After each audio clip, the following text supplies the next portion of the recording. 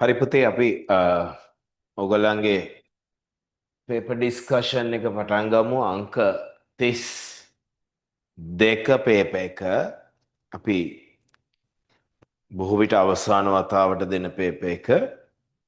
ඉතින් මේ පේපර්ස් අපේ පුතාලගෙන් ඉල්ලීමක් කරනවා කරුණා කරලා නැවත නැවත කරන්න ලකුණු දාගන්න. ඒ වගේම 2012න් පස්සේ ආසන්න විභාගවල ආසන්න විභාග ටික අනිවාර්යයෙන්ම කරන්න පුතේ 2012න් පස්සේ ටික විශේෂයෙන් 2024 දක්වා මේ අපි කරපු පේපර්ස් වලට අමතරව ඉතින් අපි ටිකක් වේගවත්ව මේක සාකච්ඡා කරන්න ඕනේ කියලා අපි තීරණය කළා. මොකද හේතුව විභාගයේ ඔන්න මෙන්න නිසා සමහර දරුවන්ට මේකේ අර සාකච්ඡා කරන ඒවායින් සමහර ඒවා තමයි වැදගත් වෙන්නේ.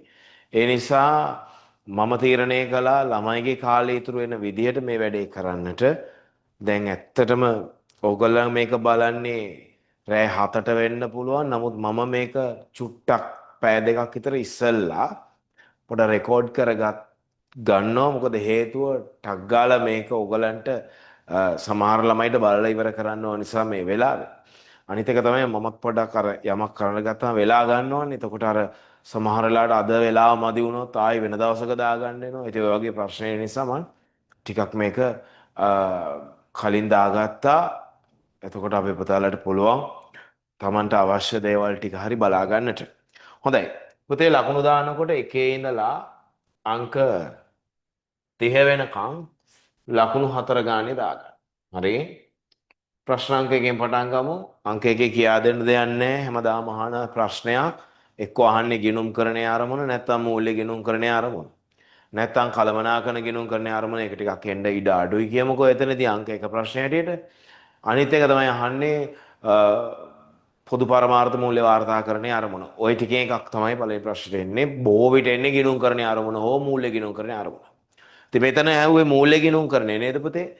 ඒතර අභ්‍යන්තර බාහිර දෙපාර්ශවයේ කිව්වත් හරි බාහිර කිව්වත් හරි ආන්නේ අයට ව්‍යාපාරයේ තීරණ ගැනීම සඳහා අවශ්‍ය වෙන තොරතුරු මූල්‍ය ප්‍රකාශන හරහා සැපීම. නැත්නම් පොදු පරමාර්ථ මූල්‍ය ප්‍රකාශන හරහා සැපීම. ඒතර උත්තරේ අංකය 5. ඒක හරි සරලයි. ප්‍රශ්නාංක 2 ලකුණු 4 ගානේ දාන්න පුතේ. ජංගම නෝන කියලා කඩන්නේ ඉතින් මොකක් වුණත් ඔයා දන්නවා අඛණ්ඩ පැවැත්ම. උත්තරේ අංකය 3. ප්‍රශ්නාංක 3 අර අවශ්‍ය තැන් විතර පොඩ වෙලා ගන්න පුතේ ඔයගලන්ගේ වෙලාව දැන් මේ දවස්වල වැදගත් නිසා. ප්‍රශ්නාංක 3 පුතේ උපචිත සංකල්පය. උපචිත සංකල්පය භාවිත කිරීම සම්බන්ධයෙන් මෙතන තියෙන මොන ප්‍රකාශද සත්‍යය? ඔය කැපිටල් A obviously ණය ගැති ණය හිමි ගැන කතා කරන්නේ. එන උපචිත සංකල්පයට සම්බන්ධයි. කැපිටල් B වෙනත් ලැබිය යුතු වෙනත් ගෙවිය යුතු ඒවා කියන්නේ උපචිත විදුලිය වගේ ඒවා නේද? සහ ලැබිය යුතු කොමිස් වගේ ඒවා ඒවත් ඉතින් උපචිත සංකල්පයට සම්බන්ධයි. ඊළඟ ඉදිරියට ගෙවීම ඉදිරිය ලැබීම මේ ඔක්කොම උපචිත සංකල්පයේ මත මම පුතා දන්න උපචිත සංකල්පය නිසා තමයි වසරේ වියදම පෙන්වන්නේ වසරේ ආදායම පෙන්වන්නේ. ඉතින් ඔය ABC සියල්ල අපි කරන්නේ වසරේ වියදම පෙන්වන්නට වසරේ ආදායම පෙන්වන්නට. මේ අපි දන්න සරල දේවල්. ඒතර උත්තරේ අංකය ABC සියල්ල නේද පුතේ? උත්තරේ අංකය 5. හොඳයි. පළවෙනි එකට 5 දෙවෙනි එකට 3 තුන්වෙනි එකට 5 ලකුණු 4 ගානේ දාන්න පුතේ. ප්‍රශ්නාංග 4 චුට්ට බලමුද? 4 කියනවා චාරුක කියන්නේ අයිතිකාරයා ව්‍යාපාර මුදලුත් යදනවා ඒ වගේම පරිගණකයකුත් යදනවා ඒ වගේම ව්‍යාපාරයේ වැට් සදා ලියාපදිංචිලා තියෙනවා වැට් 18%යි. ගොඩක් වෙලාට මේ අවුරුද්ද එන්නේ වැට් 18%යි කියලා. මොකද දැන් යන රේට් එක නිසා. ඒක සමහරලාට 18%යි කියන එක 15යි දෙන්නත් පුළුවන් 12යි දෙන්න පුළුවන් 10යි දෙන්න පුළුවන් 20 දෙන්න පුළුවන්. අපි දන්නේ නැහැ. නමුත් බොහෝ විට දෙන්නේ වර්තමානයේ යන අනුපාතෙම තමයි 18%. හොඳයි.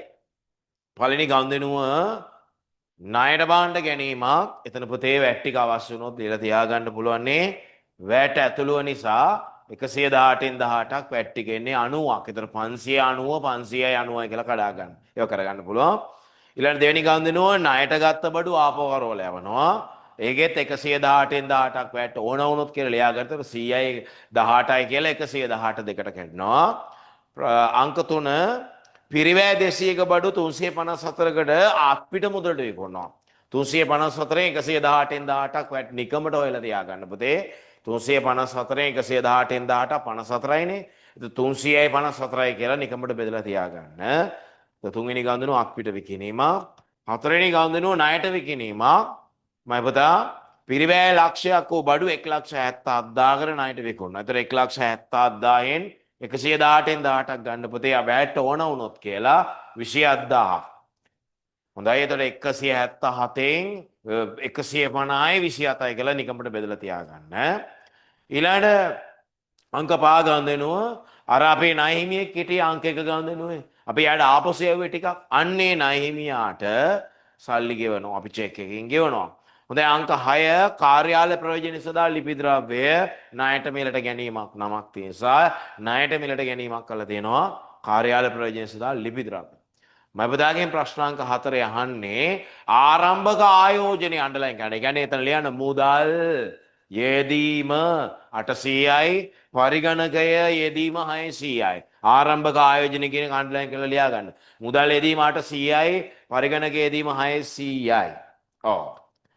ඒ වගේම ගණන් අංක 3 මාක් කරගන්න. 3 ඇවිල්ලා මොකද්ද? අත්පිට විකිණීම.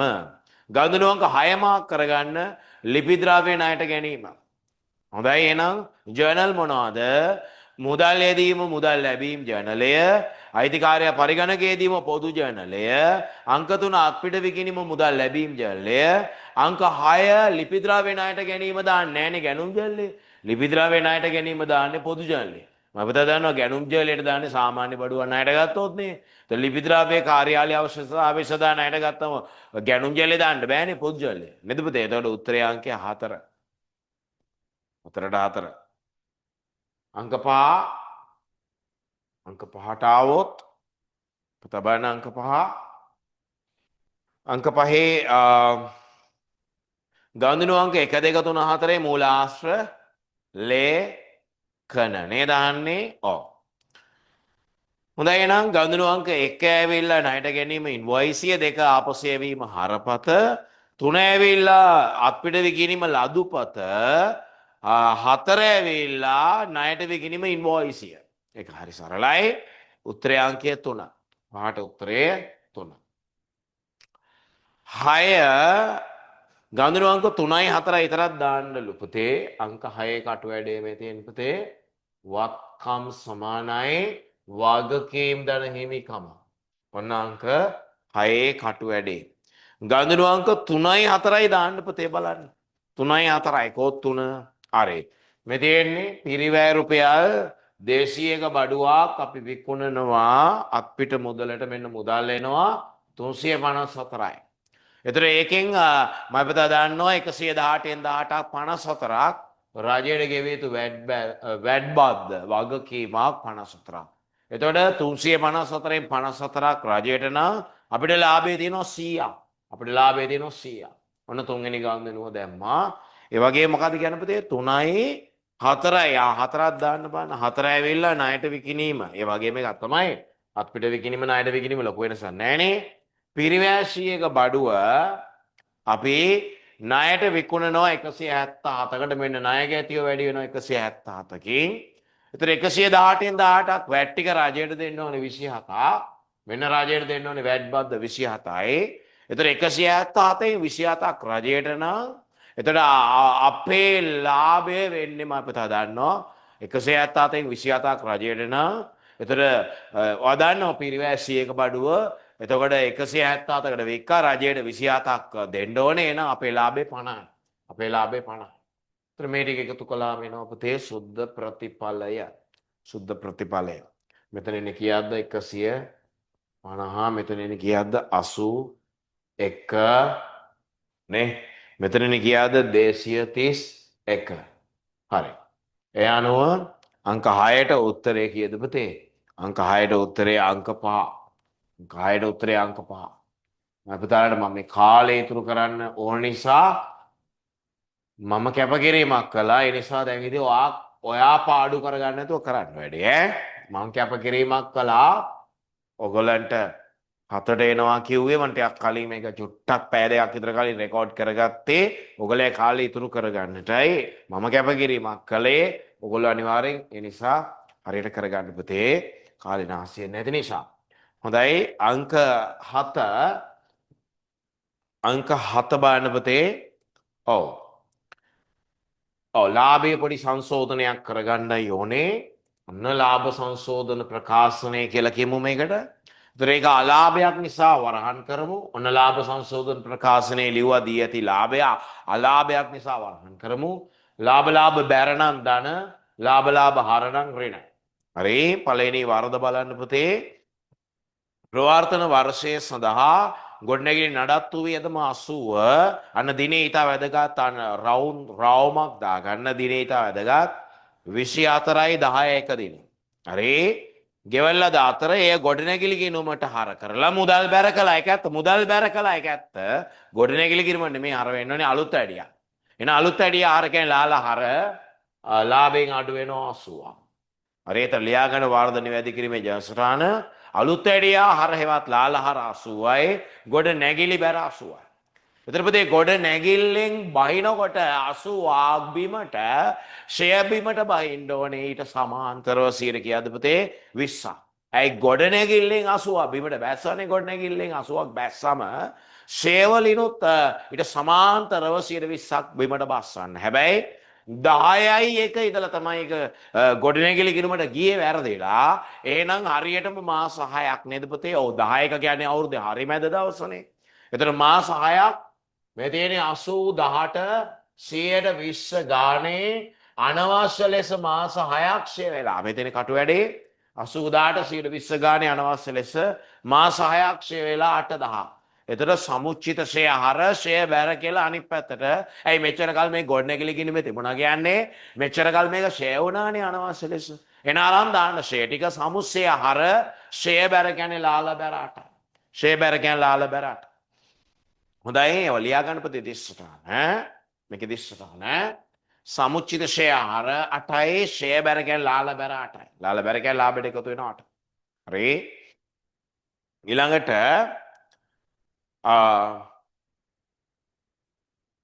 ඒකෙම දෙවනි වරද නිවැරදි කිරීම දාගන්න පුතේ බලන්න. දෙවනි වරද නිවැරදි කිරීම. හරි. ඉඩම් දෙවන වර ප්‍රත්‍යායනය කිරීමෙන් වර්ෂය තුලදී ඇති වූ 150ක අතිරික්තයේ වෙනත් ආදාය. ඒ කියන්නේ ලාල බැර කරලා. ඉඩම දෙවන වර ප්‍රත්‍යායනය කරලා ඇති වෙච්ච ලාභේ ලාල බැර කරලා. හැබැයි එයා කියනවා පළවෙනි වර අලාභයක් තිබුණලු 100ක. ඒක ඒ කියන්නේ එයා කියනවා මෙම අතිරික්තය ගිණුම්ගත කිරීමේදී ඉඩම වෙනුවෙන් පසුගිය වර්ෂයේ හඳුනාගත් ප්‍රත්‍යායන හීගේ වූ 100 සැලකිලිටගෙන නොතිබුණි. හරි? ඒ කියන්නේ පුතේ 150 ලාල බැර කරන්න බෑනේ. ගිය අවුරුද්දේ අලාභයක් තිබුණේ 100 නම් 100යි ලාල බැර කරන්න. ඇයි ලියා ගන්න පුතේ ගිය අවුරුද්දේ අලාභය තිබුණා නම් 100 නේ ලාල බැර කරන්නේ 50 යන්න ඕනේ වෙනත් විශ්ීර්ණ ආදායම් වලටනේ. මේ මිනිහා 150ම ලාල බැර කරා. හරි 150ම ලාල බැර කරලා 100යි බැර වෙන්න ඕනේ ලාලට. හරි එහෙනම් 50ක් අයින් කරන්න. ලියන්න ලාල හර 50යි වෙනත් විශ්ීර්ණ ආදායම් බැර 50යි. ලාල හර 50යි කියන්නේ ලාභේ සංශෝධනයකින් ප්‍රකාශනයෙන් අඩු වෙන. ලියන්න ලාල හර 50යි වෙනත් විශ්ීර්ණ ආදායම් බැර 50යි. 150ම ලාල බැර කරන්න බෑනේ. 100 ලාල බැර කරන්න ඕනේ 50ක් අයින් කරන්න. ලාල හර 50යි 50 වෙනත් විශ්ීර්ණ ආදායම් බැර 50යි. හරි ලාල හර කියන ලාභයෙන් අඩු වෙනවා 50. හරි හොඳයි එච්චරයි තියෙන්නේ මේක සංශෝධනය කරලා ගන්න පුතේ ඍණ 410ට 8ක් එකතු කරන්න කැරලකින් ඊට පස්සේ ඒත් එන්නේ ඍණ 402ක් නේතොට එන්නේ ඊට පස්සේ ඍණ 402යි ඍණ 80යි ඍණ 50 ඒව සුළු කරලා ගත්තම එන්නේ ඍණ 532ක් ඍණ 532ක් අලාභය එන්නේ ඍණ 532ක් හොඳයි අංක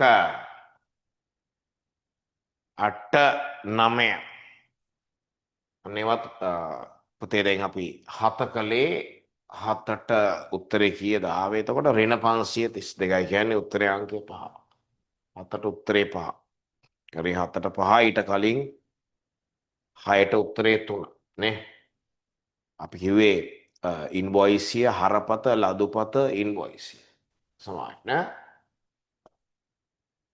ඉන්වොයිසිය හරපත ලදුපත ඉන්වොයිසිය කියලා මම උත්තරේ පැහැදිලිව කිව්වා ඔයාට. ලියද්දි මෙතන 5 කියලා තියෙන්නේ. ඒකයි මම කලින් පොඩක් චෙක් කරන්නේ. 7ට 5 6ට 3 5ට ආවේ 3 4ට ආවේ 4 ඒ ටික හරි. 3ට ආවේ 5 2ට ආවේ 3 1ට ආවේ 5 ඒ ටික හරි. හරි. 6ට ආවේ මං ආයි කියනවා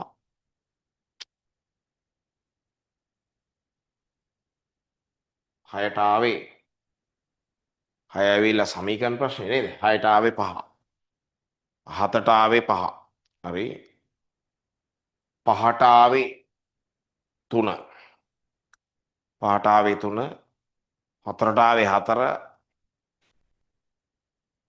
3ට ආවේ 5 2ට ආවේ 3 1ට 5 ඒ ටික හරි ඈ හරි. මෙතන මේ 6ට ආව උත්තරේ 5 ඒක ඇවිල්ලා 6 සමීකරණ ප්‍රශ්නේ හරි. ඊට පස්සේ 7ට මේ දැන් අපි කරලා ගත්තේ කටු වැඩි ඍණ 532. ඒතර 7ට 5 හරි. සමාන නා ලියද්දි පොඩ්ඩක් කරමු. ගෙලියද්දි. හොඳයි. එන්න පුතේ අංක 8 අංක 8 ලියාගෙන යන්න බලන්න වැරදි වැඩි කිරීමේ ජනස්ථාන ටික පැත්තක අංක 8 කැපිටල් A වර්ධනය වැඩි කිරීමේ ජනස්ථාන මොකද්ද පුතේ? ණයමියන්ට ගෙවන ලද මුළු මුදල 160 මුදල් ගිණුමට බැර කළා ගාන්ට ණයමි පාලන ගිණුමට නෙහර වෙන්න ඕනේ. මේ මිනිහා ණය ගැති පාලන ගිණුමට බැර කරනවා. එන්න ලියන්නද බලන්න වර්ධනය වැඩි කිරීමේ ජනස්ථාන. ණය ගැති හර 160යි ණය හිමි හර 160යි අවිනිශ්චිත බැර 320. ණය ගැති හර 160යි ණය හිමි හර 160යි අවිනිශ්චිත බැර 320. හරි. කැපිටල් B ලියන්න බලන්න පුතේ. ආපසු යැවුම් ජල්ල එකතුව 70 ආපසු යැවුම් ගිණුමට නිවැරදිව දාලා තියෙනවා. ඒ කියන්නේ බැර කරලා ණයමි පාලන ගිණුමට 70 වෙනුවට 7යි හර කරලා තියෙනවා. ණයමි පාලන හර 63යි අවිනිශ්චිත බැර 63. ණයමි පාලන හර 63යි අවිනිශ්චිත බැර 63. ඒවා ලියා ගන්න පුතේ. කැපිටල් C මුදල් ලැබීම් ජල්ලේ දුන් වට්ටම් තීරුව එකතු 20 ලද වට්ටම් ලෙස ගිණුම් ගත කර ඇත. එන ඉස්සලාම ලද වට්ටම් සටහන අයින් කරන්න ලද වට්ටම් හර ණය හිමි බැර කියලා. ඊළඟ දුන් වට්ටම් සටහන දාන්න දුන් වට්ටම් හර ණය ගැති බැර කියලා. ඉස්සලාම ලද වට්ටම් සටහන අයින් කරන්න. ලද වට්ටම් හර ණය හිමි බැර. ඊළඟ දුන් වට්ටම් සටහන දාන්න දුන් වට්ටම් හර ණය ගැති බැර. හරි ඒකේ අවිනිශ්චිත නැහැ. A තිබ්බා B තිබ්බා. තියෙන A තියෙන B C අවිනිශ්චිත නෑ. ලද වට්ටම් සටහන අයින් කරනකොට ලද වට්ටම් හර ණය හිමි බැර ඊළඟ දුන් වට්ටම් සටහන දානකොට දුන් වට්ටම් හර ණය ගැති බැර. right. කැපිටල් D EPF සඳහා ගෙවූ 100 මුදල් ගිණුම විතරයි දාලා තියෙන්නේ. ඒතර ගෙවිය යුතු EPF හර අවිනිශ්චිත බැර 100. ගෙවිය යුතු EPF හර අවිනිශ්චිත බැර 100. හරි. හොඳයි. එහෙනම් අහන්නේ අවිනිශ්චිත යන්නේ ABD. උත්තරය අංකය 3.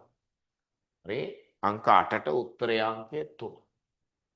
හරි. මම හරියට අංක ටික කිව්ව පුතේ ලියද්දි එකම එක තැනක අංකය කියලා එක චුට්ටක් ලියද්දි වැරදිලා තිබුණා කියලා හිතලා මං හැදුවේ. නමුත් එතන වරදක් වෙලා නැහැ ලියනකොට. හරි. එන්න මෙතන. ඒ කියන්නේ පොඩ්ඩක් මට කනගාටුයි කරන්න දෙයක් නැහැ. මිනිස්සු නාම වෙනවා. 6 වෙනිගේ උත්තරය අංකය මං හරියට ලියලා තිබුණේ මෙතන අංක 5. හරි. ඊට පස්සේ මම හිතුවේ මම වැරදි ලියලා කියලා ඒක. හදලා ආයෙ ලිව්වා හරියට. හරි හරියට ලියලා තිබුණේ කොහමත් 6 වෙනිගේ උත්තරේ 5 කියලා. හරි. 7 වෙනිගේ උත්තරෙත් 5. 8 වෙනිගේ උත්තරේ දැන් අපි කළේ අවිනිශ්චිත එනවා ටික පුතේ. අවිනිශ්චිත එනවා ටික. එතකොට ABD උත්තරය අංකය 3. හරි. අංක 9 අහන්නේ ඊට වැරදි නිවැරදි කළ පසු සුද්ධ ලාභයට මොකද වෙන්නේ කියලා පොඩ්ඩක් බලන්න පුතේ. එතන ලියා ගන්න කැපිටල් A සුද්ධ ලාභයට බලපාන්නේ ණය ගැති පාලන හර ණය හිමි පාලන හර අවිනිශ්චිත බැර එක ලාභයට සම්බන්ධ නැහැ. කැපිටල් B ඒකත් ලාභයට සම්බන්ධ නැහැ. ණය හිමි පාලන හර 63000යි අවිනිශ්චිත බැර 63000යි. කැපිටල් C නම් ලාභයට සම්බන්ධයි. ඉස්සෙල්ලා ලදවත්ත සටහන අයින් කරනකොට ලදවට්ටම් හර ණය හිමි බැර කියන්නේ ලාලහර. ලදවට්ටම් හර කියන්නේ ලාලහර ණය හිමි බැර. අන්න ඒක ලාභයෙන් එතන අඩු වෙනවා 20ක්. හරි. ලදවට්ටම් සටහන අයින් කරනකොට ලදවට්ටම් හර 20යි ණය හිමි බැර 20යි. ලදවට්ටම් හර කියන්නේ ලාලහර 20යි. ඊළඟ දුන්නාට සටහන දානකොට දුන්වාට්ටම් හර 20යි ණය ගැති බැර 20යි. එතන ආයි ලාලහර 20යි. දුන්වාට හර 20යි ලාල දුන්වාට හර 20යි කියන්නේ ලාල හර 20යි ණය ගැති බැර 20යි. දුන්වාට හර 20යි කියන්නේ ලාල හර 20යි ආයි ලාභයෙන් අඩු වෙනවා 20. දුන්වාට හර 20යි ණය ගැති බැර 20යි. දුන්වාට හර කියන්නේ ලාල හර 20යි. તો ලාභයෙන් අඩු වෙනවා 20 ඒවා දෙකක් 40යි. කැපිටල් D ලාභයට බලපාන්නේ ගෙවිය යුතු EPF හර අවිනිශ්චිත බැර. ඒක ලාභයට බලපාන්නේ. හරි. එතකොට පුතේ ලාභය 20 40කින් අඩු වෙනවා. අවිනිශ්චිත ගිණුමේ හර ශේෂය කියන්නේ මේ ටික ශේෂ කරලා ගන්න පුතේ. මේ ටික ශේෂ කරලා ගන්න. හරි 483යි. අවිනිශ්චිත ගිණුමේ හර ශේෂය තිබිලා තියෙන්නේ 483යි. එතන උත්තරයේ අංකය අංක 2. 9ට උත්තරය 2. 9ට උත්තරය 2. 9ට උත්තරය 2. හරි. ඔව්. 10 බලන්න පුතේ 10 කට වැඩේ කරමු. සීමා සහිත අමිල පෞද්ගලික සමාගමේ 2025 3.31 අවසන් වර්ෂයට අදාළව ණයගැතියන් හා සම්බන්ධ පහතොරතුරු. හොඳයි 2025 3.31 ණයගැතියෝ 1840යි. ඒ දිනට ණයගැතියන්ගේ 240ක් බොල් ණය කරනවා. ඒතර බොල් ණය නැත්තම් හානි කරන අලාභ බොල් ආඩමාන ණය ගිණුම කියමුකෝ නැත්නම් බොල් ණය ගිණුම කියමුකෝ හානි කරන අලාභ ගිණුම කියමුකෝ හරි අර 240යි අන්ඩර්ලයින් ගන්න ඒ තවද ඒ දින ණය ගැතිය. එහෙනම් අර 1840න් 240ක් කපන්න බෑ. ඒ දින ණය ගැතියන් ගෙන්නේ. ඒ කියන්නේ වසර අග ණය ගැතියන් ගෙන්නේ.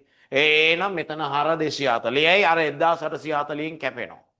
240ක් එතන බෑ. හරි. වසර මුල අඩමාන ඉඩහැරීම් ගිණුමේ බැරශේෂය 88. මෙන්න අඩමාන ණය ඉඩහැරීම් ගිණුම. නැත්නම් හානි කරන ලාභ ඉඩහැරීම් ගිණුමේ ශේෂය උඩින් දැම්ම 88. හරි. තුන්වෙනි තිත වසරාග ණය ගැතියන්ගේ 5ක් අඩමාන ඉඩහැරීම්. අර 1840න් 240ක් ගියාම ගන්න 1600ට 5. 1600ට 5. இது පුතේ 1600 කියන්නේ 80. අඩමාන ඉඩහැරීම් පර්ගේ ඊගේ කියලා එනවා 80. අඩමාන ඉඩහැරීම් පර්ගේ ඊගේ කියලා එනවා 80. හරි 5ක් මෙතෙන් 1600 5. පෙර වර්ෂයේ කපාහල රුපියල් 20ක බොල් ණයක් මේ වසරේදී ආපසු ලැබිලා. මුදල් අර බොල් ණය බෑ. මුදල් අර බොල් ණය බෑ. හරි මුදල් අර බොල් ණය 20. ඒ අනුව මෙතන 8 මේ පැත්තට දාන්න පුතේ. මෙතන අදිවෙන් කිරීමක් වගේ ගන්න 8 මේ පැත්තට එනවා. ඒතර ගන්න 240න් 20යි ගියාම 200 ඩොලර්. 200 ඩොලර්. ඒතර බොල් ආඩමානයේ වියදම අපරයක් දෙන්නම පොඩ්ඩක් මේක do not disturb දාගන්න. මොකද මේ ළමයි පොඩ්ඩක් කෝල් කරනවා. ඒකට පොඩ්ඩක් අමාරුයි.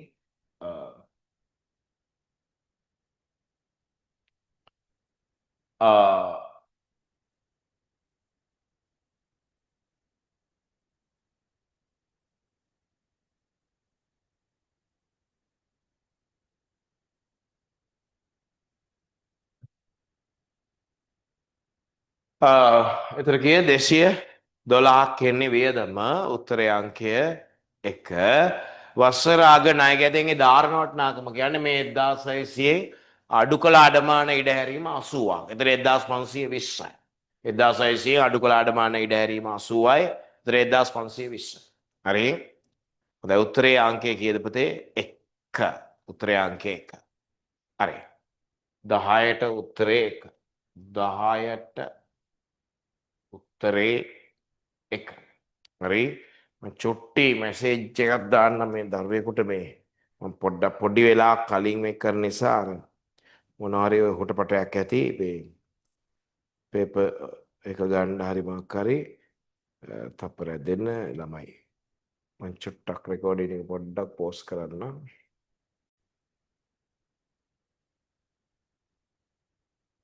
හරි.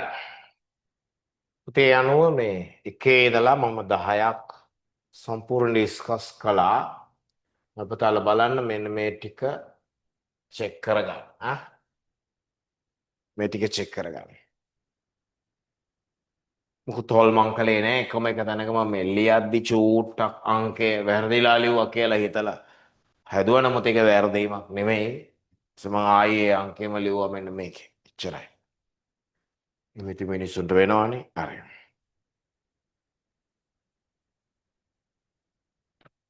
බලන්න පුතේ චෙක් කරගන්න.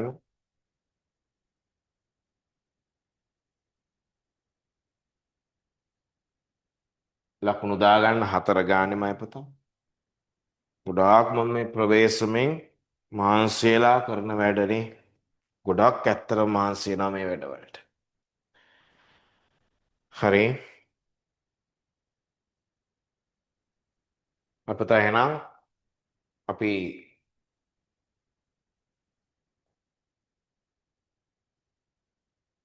11 ඉඳලා ඩිස්කස් කරමු ඈ.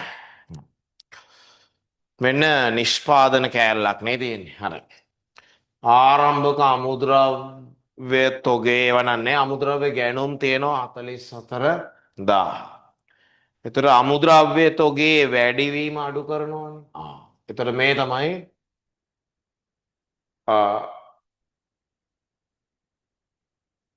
පරිභෝජනය කළ ද්‍රව්‍ය පිරිවැය 32000.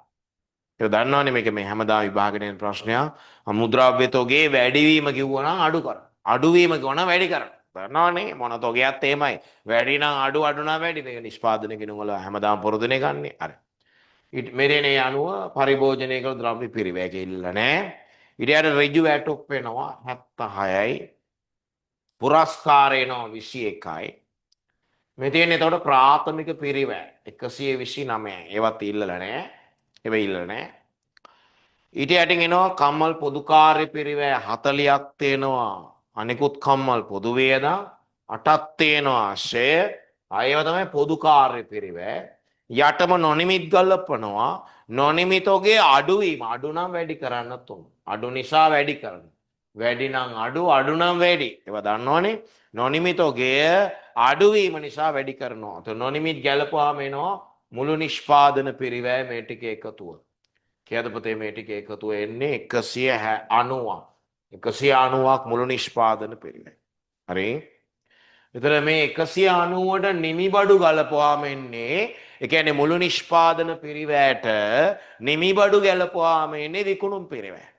නිමිබඩු තොගේ වැඩිවීම අඩු කරන්න විශ්ස. නිමිබඩු තොගේ වැඩිවීම අඩු කරන්න විශ්ස.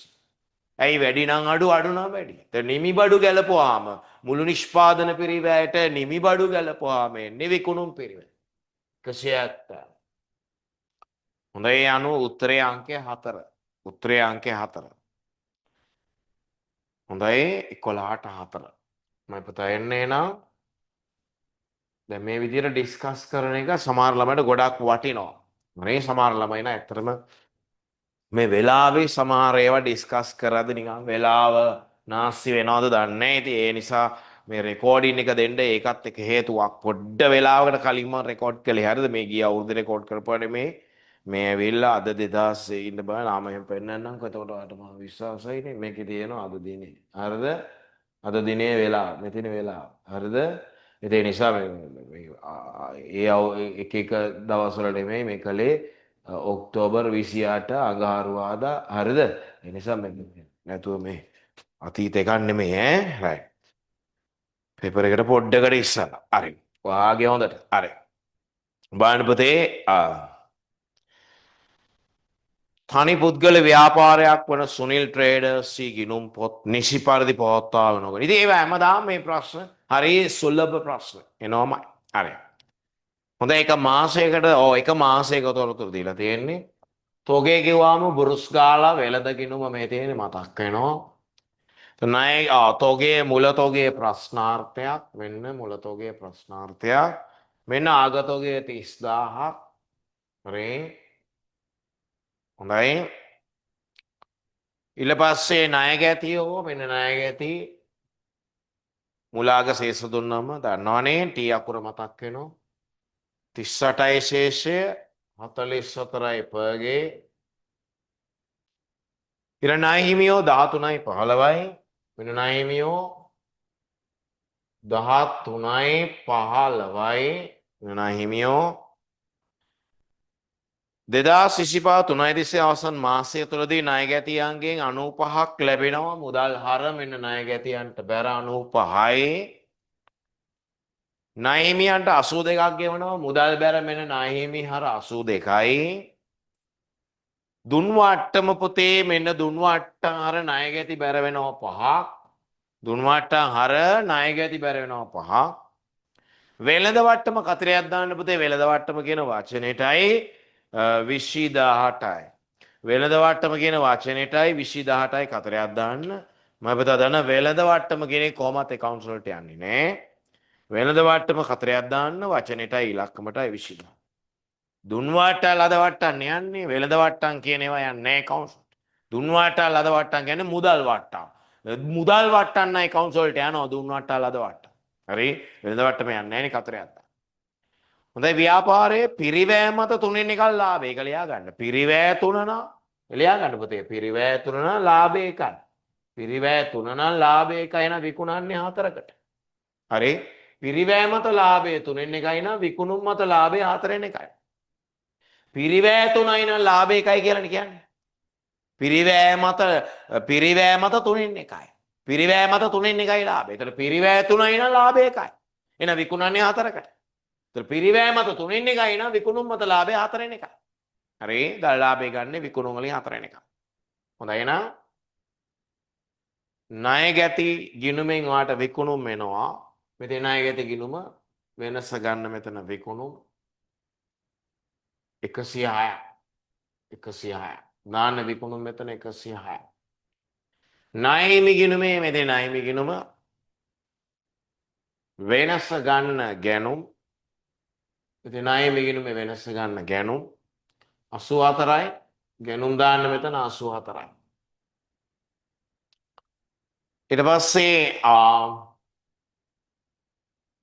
දරලාභය මෙතන පුරව ගන්න පුතේ විකුණුම් මත හතරෙන් එක පිරිවෑ මත තුනෙන් එකයි කියන්නේ මෙතන විකුණුම්නේ මෙතන විකුණුම් මත මේකෙන් ගන්න හතරෙන් එකක් මෙතන පුරවන දරලාභය 26.5 26500 ගන්න කොහොමද විකුණුම් මත හතරෙන් එක මෙතන විකුණුම් පිරිවෑ මත තුනෙන් එකයි කියන්නේ විකුණුම් මත හතරෙන් එකයි මෙතන මේකෙන් හතරෙන් එකක් දාලාභේ පුරවන්න 26.5 එතකොට වෙනස ගන්න විකුණුම් පිරිවෑ 79.5 79.5 එතන මෙතන තිබිලා දෙනවා මේ දෙකේ එකතුව මේ දෙකේ එකතුව මෙතන තිබිලා දෙනවා 109.5 එහෙනම් මෙතන ආරම්භක තෝගේ ගන්න වෙනස 25.5 ආරම්භක ඔය ඉතින් අර කොටු පිරවීමනේ අර වෙනස පුරවන්න මෙතන 25.5 ආරම්භක තෝගේ තිබිලා තියෙනවා. හොඳයි එහෙනම් අංක 12ට උත්තරේ ගැනුම් සහ විකුණුම් ගැනුම් නම් 84යි විකුණුම් නම් 106යි උත්තරේ අංක 5 12ට උත්තරේ 5 13ට අහන්නේ ආරම්භක තෝගේ මේ දෙන්නේ 25.5 25500 ඉතින් උත්තරේ අංකය 3 හරි ඊළඟට 14 15 14 15 හරි 14 15 ගැන මම පුතා බලන්න සෑම හවුල්කරුවෙකුටම රුපියල් 9 ලක්ෂයක වේතනයක් ලබා දෙමින්ද ලාභ දෙකක අනුපාතය බෙදා ගනිමින්ද අමිල සහ වාසිනී මේ අමිලයි වාසිනී හරි මේ ඇවිල්ලා ජංගම ගෙනුම අමිල වාසිනී හරි මේල ප්‍රාග්ධන ගෙනුම අමිල වාසිනී ප්‍රාග්ධන ගෙනුම අමිල වාසිනී හරි එතකොට පුතේ ආරම්භක ප්‍රාග්ධන ගෙනුමේ දාගන්න උඩම 5000යි ශේෂය 4000යි ශේෂය ජංගම ගෙනුමේ 400යි 700යි 400යි ශේෂය 700යි ශේෂය එතන උඩම කියනවා හවුල් වේතනයක් ගැන විසර්ජන හරණේ ජංගම බැර වෙනවා 900යි. ඊට පස්සේ අමතක කරන්න එපා අන්ලයි කියන්නේ ලාභානුපාතය 2:1යි කියලා තියෙනවා. යට කියනවා වර්ෂය තුලදී අමිල භාෂිනී පිළිවෙලින් 800ක් සහ 600 අමතර ප්‍රාර්ථනය දාන්න මෙතන 800යි 600යි. හරි. තවද වර්ෂය තුලදී එක් කවුල්කරුවෝ ඔවුන්ගේ වේතන වලින් 600 බැගින් මුදලින් ලබාගෙන ඇත. මුදලින් ගෙවු වේතන කියලා දාන්න මෙතනට 600. කෙටි ප්‍රශ්න නිසා වාට වෙලා ගන්න බෑ ගොඩක් අඩ පිටි ගාලා කරන්න ඕනේ. මුදලින් ගෙවු වේතන දාන්න මෙතන 600 බැගින්. ඊට පස්සේ වර්ෂය සඳහා අමිලට ලාභ කොටස 360යි. එතකොට අමිලට ලාභ කොටස 360 නම් මෙයාට දාන්න 180. දෙකට එකනේ අනුපාතය. දෙකට එකනේ. එතකොට 360ක් නම් ලාභ කොටස අමිලට භාෂිනීට එකෙන් භාගයක් 180. හරි. හොඳයි එහෙනම් අහන්නේ වර්ෂයේ ලාභය. වර්ෂයේ ලාභය කියන්නේ මේ ටිකනේ පුතේ. වර්ෂයේ ලාභය තමයි අවුල් වේතන කියලා බෙදෙන්නේ. ලාභ කොටස් කියලා බෙදෙන්නේ. ප්‍රාග්ධන පොලී නෑ මේ ගානේ. ඒතර එහෙම තිබුණා නේ ඒකත් එක්ක මේ ඔක්කොම එකතු කරා. හරි ඒ ටික තමයි වර්ෂයේ ලාභය. ඒතර මේ ටික එකතු කළාම එනවා 2840. මේ ටික එකතු කරලා බලන්න 2840. ඒතර උත්තරේ අංකය 5. අංක 14ට උත්තරේ 5. ඊළඟ අංක 15 අහනවා හිමිකම. හිමිකම ගන්න ඉතින් ඔයාලට තේන්නේ පුතේ මේක ශේෂ කරගන්න කැලලකින් ගන්න මේ ටික එකතුව ගත්තම මේ පැත්තේ මුකුත් නැහැ නේද මේ ටික එකතුව ගන්න. ඊටසේ මේ ඔක්කොගෙම එකතුව ආරම් මෙන්න මේ ගෙව් වේතනේ අයින් වුණාම එනවනේ ගන්න ඒ ඔක්කොම ජංගම හා ප්‍රාග්ධන කිනුම් ශේෂවල එකතුවනේ පුතේ හිමිකම කියන්නේ. ඉතින් මේක ශේෂ කරලා පර්ගී කියලා නම් වෙලා නාස්ති කරනවා නම් කරගන්න. මේක ශේෂය කරලා පර්ගී කියලා ගේන්න වෙලා නාස්ති කරනවා. ඒ දෙක ඔක්කොම එකතු කළාම හිමිකම එනවා.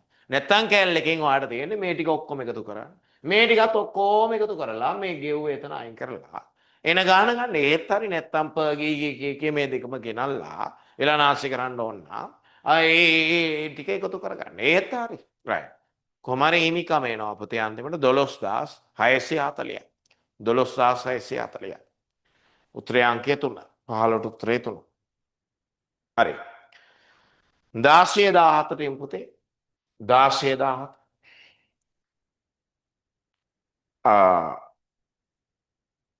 16 සීමිත නදීශ පොදු සමාගමේ එනවාට ජනප්‍රියම් ප්‍රශ්න මේවා ඔක්කොම නේද විකුණුම් 6200යි අඩු කළා විකුණුම් පිරිවැය දන්නේ නැහැ කියමුකෝ හරි එහෙනම් දල ලාභය දීලා තියෙනවා 3800යි එතකොට මෙතන විකුණුම් පිරිවැය වෙනස ගන්න පුතේ 2400 විකුණුම් පිරිවැය 2400 හරි ඊට පස්සේ වෙනත් ආදායම් තියෙනවා දළලාභයට වෙනත් ආදායම 800යි.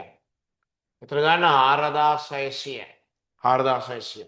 අඩු කළා වියදම් දීලා නැහැ කියමුකෝ හරි. ඒතර profit before tax බදු පෙර ලාභය දීලා තියෙනවා 2000. බදු පෙර ලාභය 2000 නම් මෙතන වියදම් තියෙන්න ඕනේ වෙනස 2600. බදු පෙර ලාභය 2000 නම් මෙතන වියදම් තියෙනවා 2600. හරි. ඊට පස්සේ බදු දන්නේ නැහැ කියමුකෝ හරි බදු අඩු කළා ඉන්කම් ටැක්ස් අඩු කළා ඉන්කම් ටැක්ස් දන්නේ නැහැ කියමුකෝ එතන බදු පසු ලාභය profit after tax බදු පසු ලාභය දීලා තියෙනවා 1200යි එන ඉන්කම් ටැක්ස් තියෙන්නේ මෙතන ආදායම් බද්ද 800යි ආදායම් බද්ද තියෙන්නේ 800යි හරි එතකොට බදු පසු ලාභය 1200ව දීලා තිබුණා හොඳ යට කියනවා 2025 3.31 ගෙන් දින මෙම සමාගමේ ඉඩම් දෙවනවර ප්‍රත්‍යානය කිරීමෙන් 800ක අතිරික්තයක් ඇති වූ අතර මෙම ඉඩම ප්‍රත්‍යානය කිරීමේදී කලින් 500ක උණතාවයක් තිබුණලු. කෙසේ වෙතත් ඉඩම ප්‍රත්‍යානය කිරීම නොසලකා ඇරලාලු මේක කරලා තියෙන්නේ. එහෙනම් මේක වැරදි. අපරාධي මේක ලිව්වේ යා කියනවා මේක වැරදි කියලා. එනවා හරි එක ලියන්න. විකුණුම් 6200 එක එහෙමමයි. අඩු කළා විකුණුම් පිරිවැය 2400 එහෙමමයි. දළලාභය 3800 එහෙමමයි.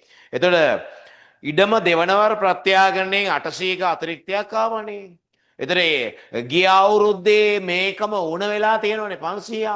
එන ලාලා බැර වෙනවා වෙනත් ආදායම් ලාලා බැර වෙනවා 500ක්.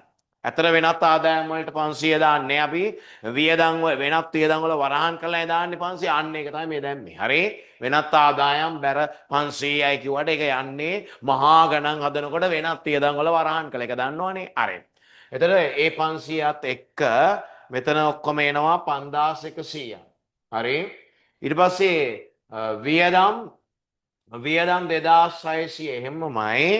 එතකොට එනවා 2500 බදු පෙරලාභය. බදු පෙරලාභය 2500. ඊට පස්සේ ආදායම් බදු එහෙමමයි. එතකොට වර්ෂයේ ලාභය එනවා 1700. වර්ෂයේ ලාභය එනවා 1700. හරි? ඊට යටින් එනවා වෙනත් විස්තීර්ණ ආදායමට 300. අර ඉඩම ප්‍රත්‍යායනය කළා 800ක ලාභයක් ආවනේ. ඉඩම ප්‍රත්‍යායනය කළා 800ක ලාභයක් ආවනේ. එතකොට ඒක එයා දාලා නැහනේ. ඔන්න එකකින් 500ක් මෙතනට දැම්මා 300ක් මෙතනට දැම්මා. හරි ඉඩම දෙවනවර ප්‍රත්‍යාගණයෙන් 800ක ලාභයක් ආවා. ඒ 800 එයා දාලා නැහැ. මෙන්න 800න් 500ක් මෙතන 300ක් මෙතන. හරි මහා ගණන් හදනකොට නම් මෙතන 500 වෙනත් ආදායම් වලට දාන්නේ වෙනත් වියදම් වල වරහන් කරලා දාන්නේ. හරි. එතන ලාභය 500යි. එතන 300 දානවා වෙනත් විශ්ීර්ණ ආදායම් බැර වෙනවා. හරි එතන මුළු විශ්ීර්ණ ආදායම ගන්න 2000.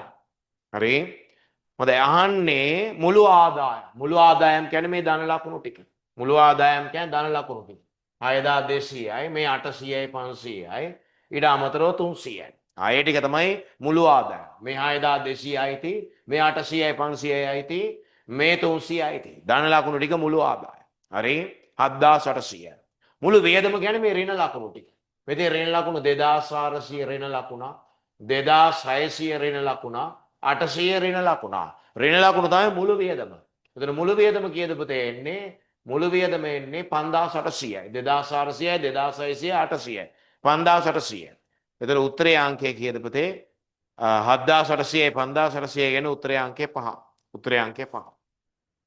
ඊළඟට අහනවා වෙනත් විස්තීර්ණ ආදායම කීයද? මෙතේ 300යි. වෙනත් විස්තීර්ණ ආදායම කීයද? මෙතේ 300යි. හරි? එතන මුළු විස්තීර්ණ ආදායම කීයද? මෙතේ 2000. මුළු විස්තීර්ණ ආදායම 2000. මෙතන මුළු විස්තීර්ණ ආදායම 2000. හරි? එතන අංක 17ට උත්තරය 2. 18 ඉඳලා චොට්ටක් වෙලා යන්නේ නැති ප්‍රශ්න වගේක් තියෙනවා. 18 බලමු අපි. ගණන් හදන්නේ නැහනේ, කටු වැඩ නැහනේ. හරි.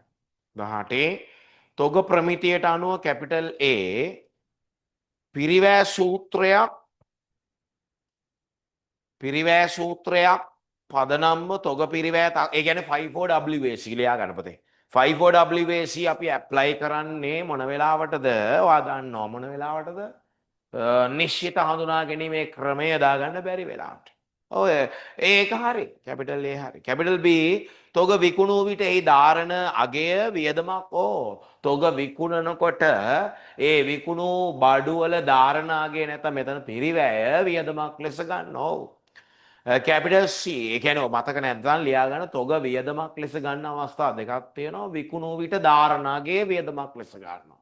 අනිත් එක තමයි තොග පිරිවැයට වඩා සුද්ධෝපලබ්ධයාගේ අඩු නම් කපා හරින ගාන වියදමක් ලෙස ගන්න. ඒවා එන්න පුළුවන් හරිද? තොග වියදමක් ලෙස ගන්න LKS 2 ප්‍රමිතියට අනුව අවස්ථා දෙකකදී. එකක් තොග විකුණු විට ඒ ධාරණාගේ නැත්තම් විකුණු බඩුවල පිරිවැය වියදමක් ලෙස ගන්නවා.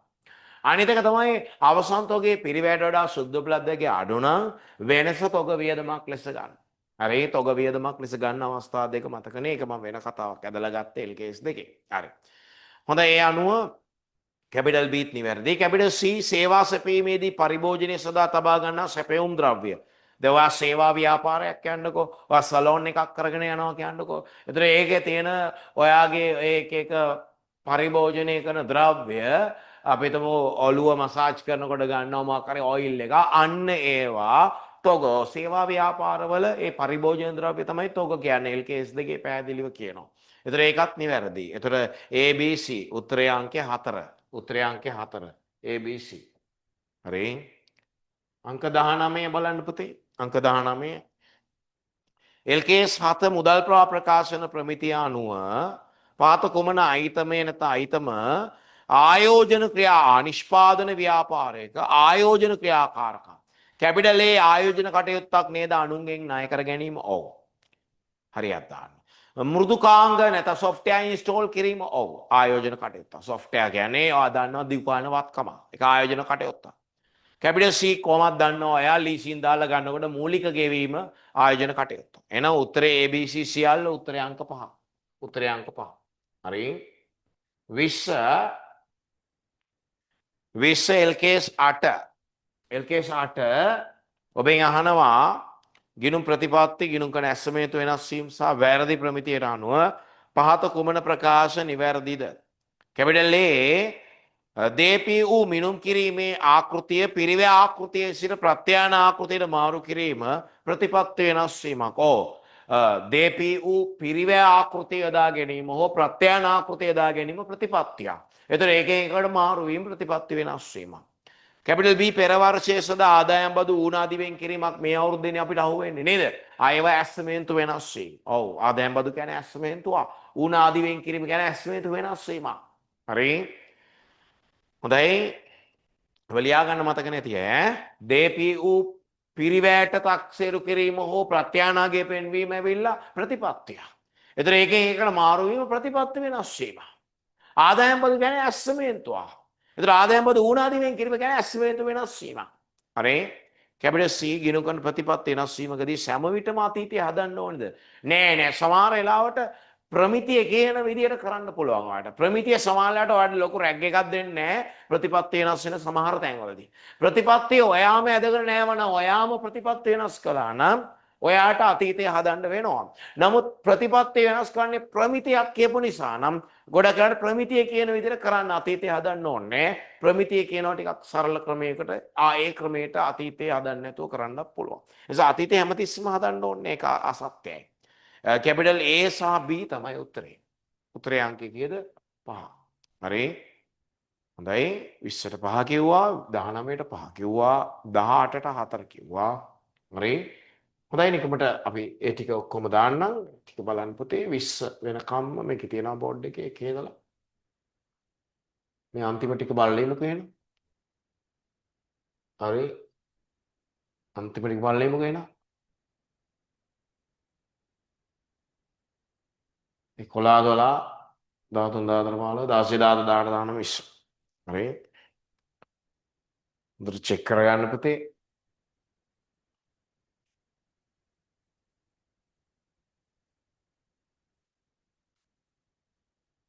හරි. ඒතර මුල් ටික මෙතන තිබුණානේ. ඒක චෙක් කළා අපි ඉස්සරහා. ඔයාලා බලන්න. ඉස්සෙල්ලා අපි චෙක් කළා මුල් ටික. දැන් මේ ටික චෙක් කළා අපි. හරි. හරි. පුතා එන්නේ නම් 21ට. 21ට. SLFRS 16 කල්බදු ප්‍රමිතියට අනුව කැපිටල් A අනාගත කල්බදු වාරික වටිනාකම් වල එකතුව නෙමෙයි. අනාගත කල්බදු වාරිකවල වර්තමානාගයන්ගේ එකතුව තමයි මූලික කල්බදු වාක්‍යය කියන්නේ. හදාගන්න කියන්නේ ඒ ප්‍රකාශයේ වැරදි. හරි ප්‍රකාශය මොකද්ද? අනාගත වාරිකවල වර්තමානාගයන්ගේ එකතුව. වර්තමානාගයන්ගේ එකතුව. වර්තමාන වටිනාකම් වල එකතුව. වර්තමානාගයන්ගේ එකතුව කිව්වනම් තමයි ඒක සත්‍ය වෙන්නේ. නිකම්ම වාරික වටිනාකම් වල එකතුව මූලික කල්බදු වාක්‍යෙම වෙන්නේ කතරයක් දාන්න. හරි. හොඳයි කැපිටල් B ඒක ඕනනම් තව විදිහට කිව්ව හැකි වාරිකවල එකතුවෙන් පොලි අයින් කළාම එන ගාන කොන ඒත් හරියි. හරි. නිකම්ම වාරිකවල එකතුව ගන්න බෑ. නිකම්ම වාරිකවල එකතුව අරගෙන එකෙන් පොලි අයින් කරනවනේ ඒත් හරි. එතකොට මූලික කල්බදු වාක්‍ය. නැත්නම් වාරිකවල වර්තමානයේ එකතුව කිව්වනම් ඒත් හරි. නිකම්ම වාරිකවල එකතුව නෙමෙයි. හරි. හොඳයි කැපිටල් A ඒ අනුව වැරදි. කැපිටල් B භාවිත අයිතිය සහිත වත්කම් පසුව මිනුම් කිරීමේදී පිරිවැ ආකෘතිය හෝ ප්‍රත්‍යාන දේපල පිරියත උපකරණත් එහෙමයි LKS 16ට අනුව SLFRS 16ට අනුව කල්බදු වත්කමුත් එහෙමයි. පසුව ඔයාට ඕනනම් පිරිවැයම පෙන්වන්නත් පුළුවන් ප්‍රත්‍යානය කරලා පෙන්වන්නත් පුළුවන්. හරි ඒක හරි.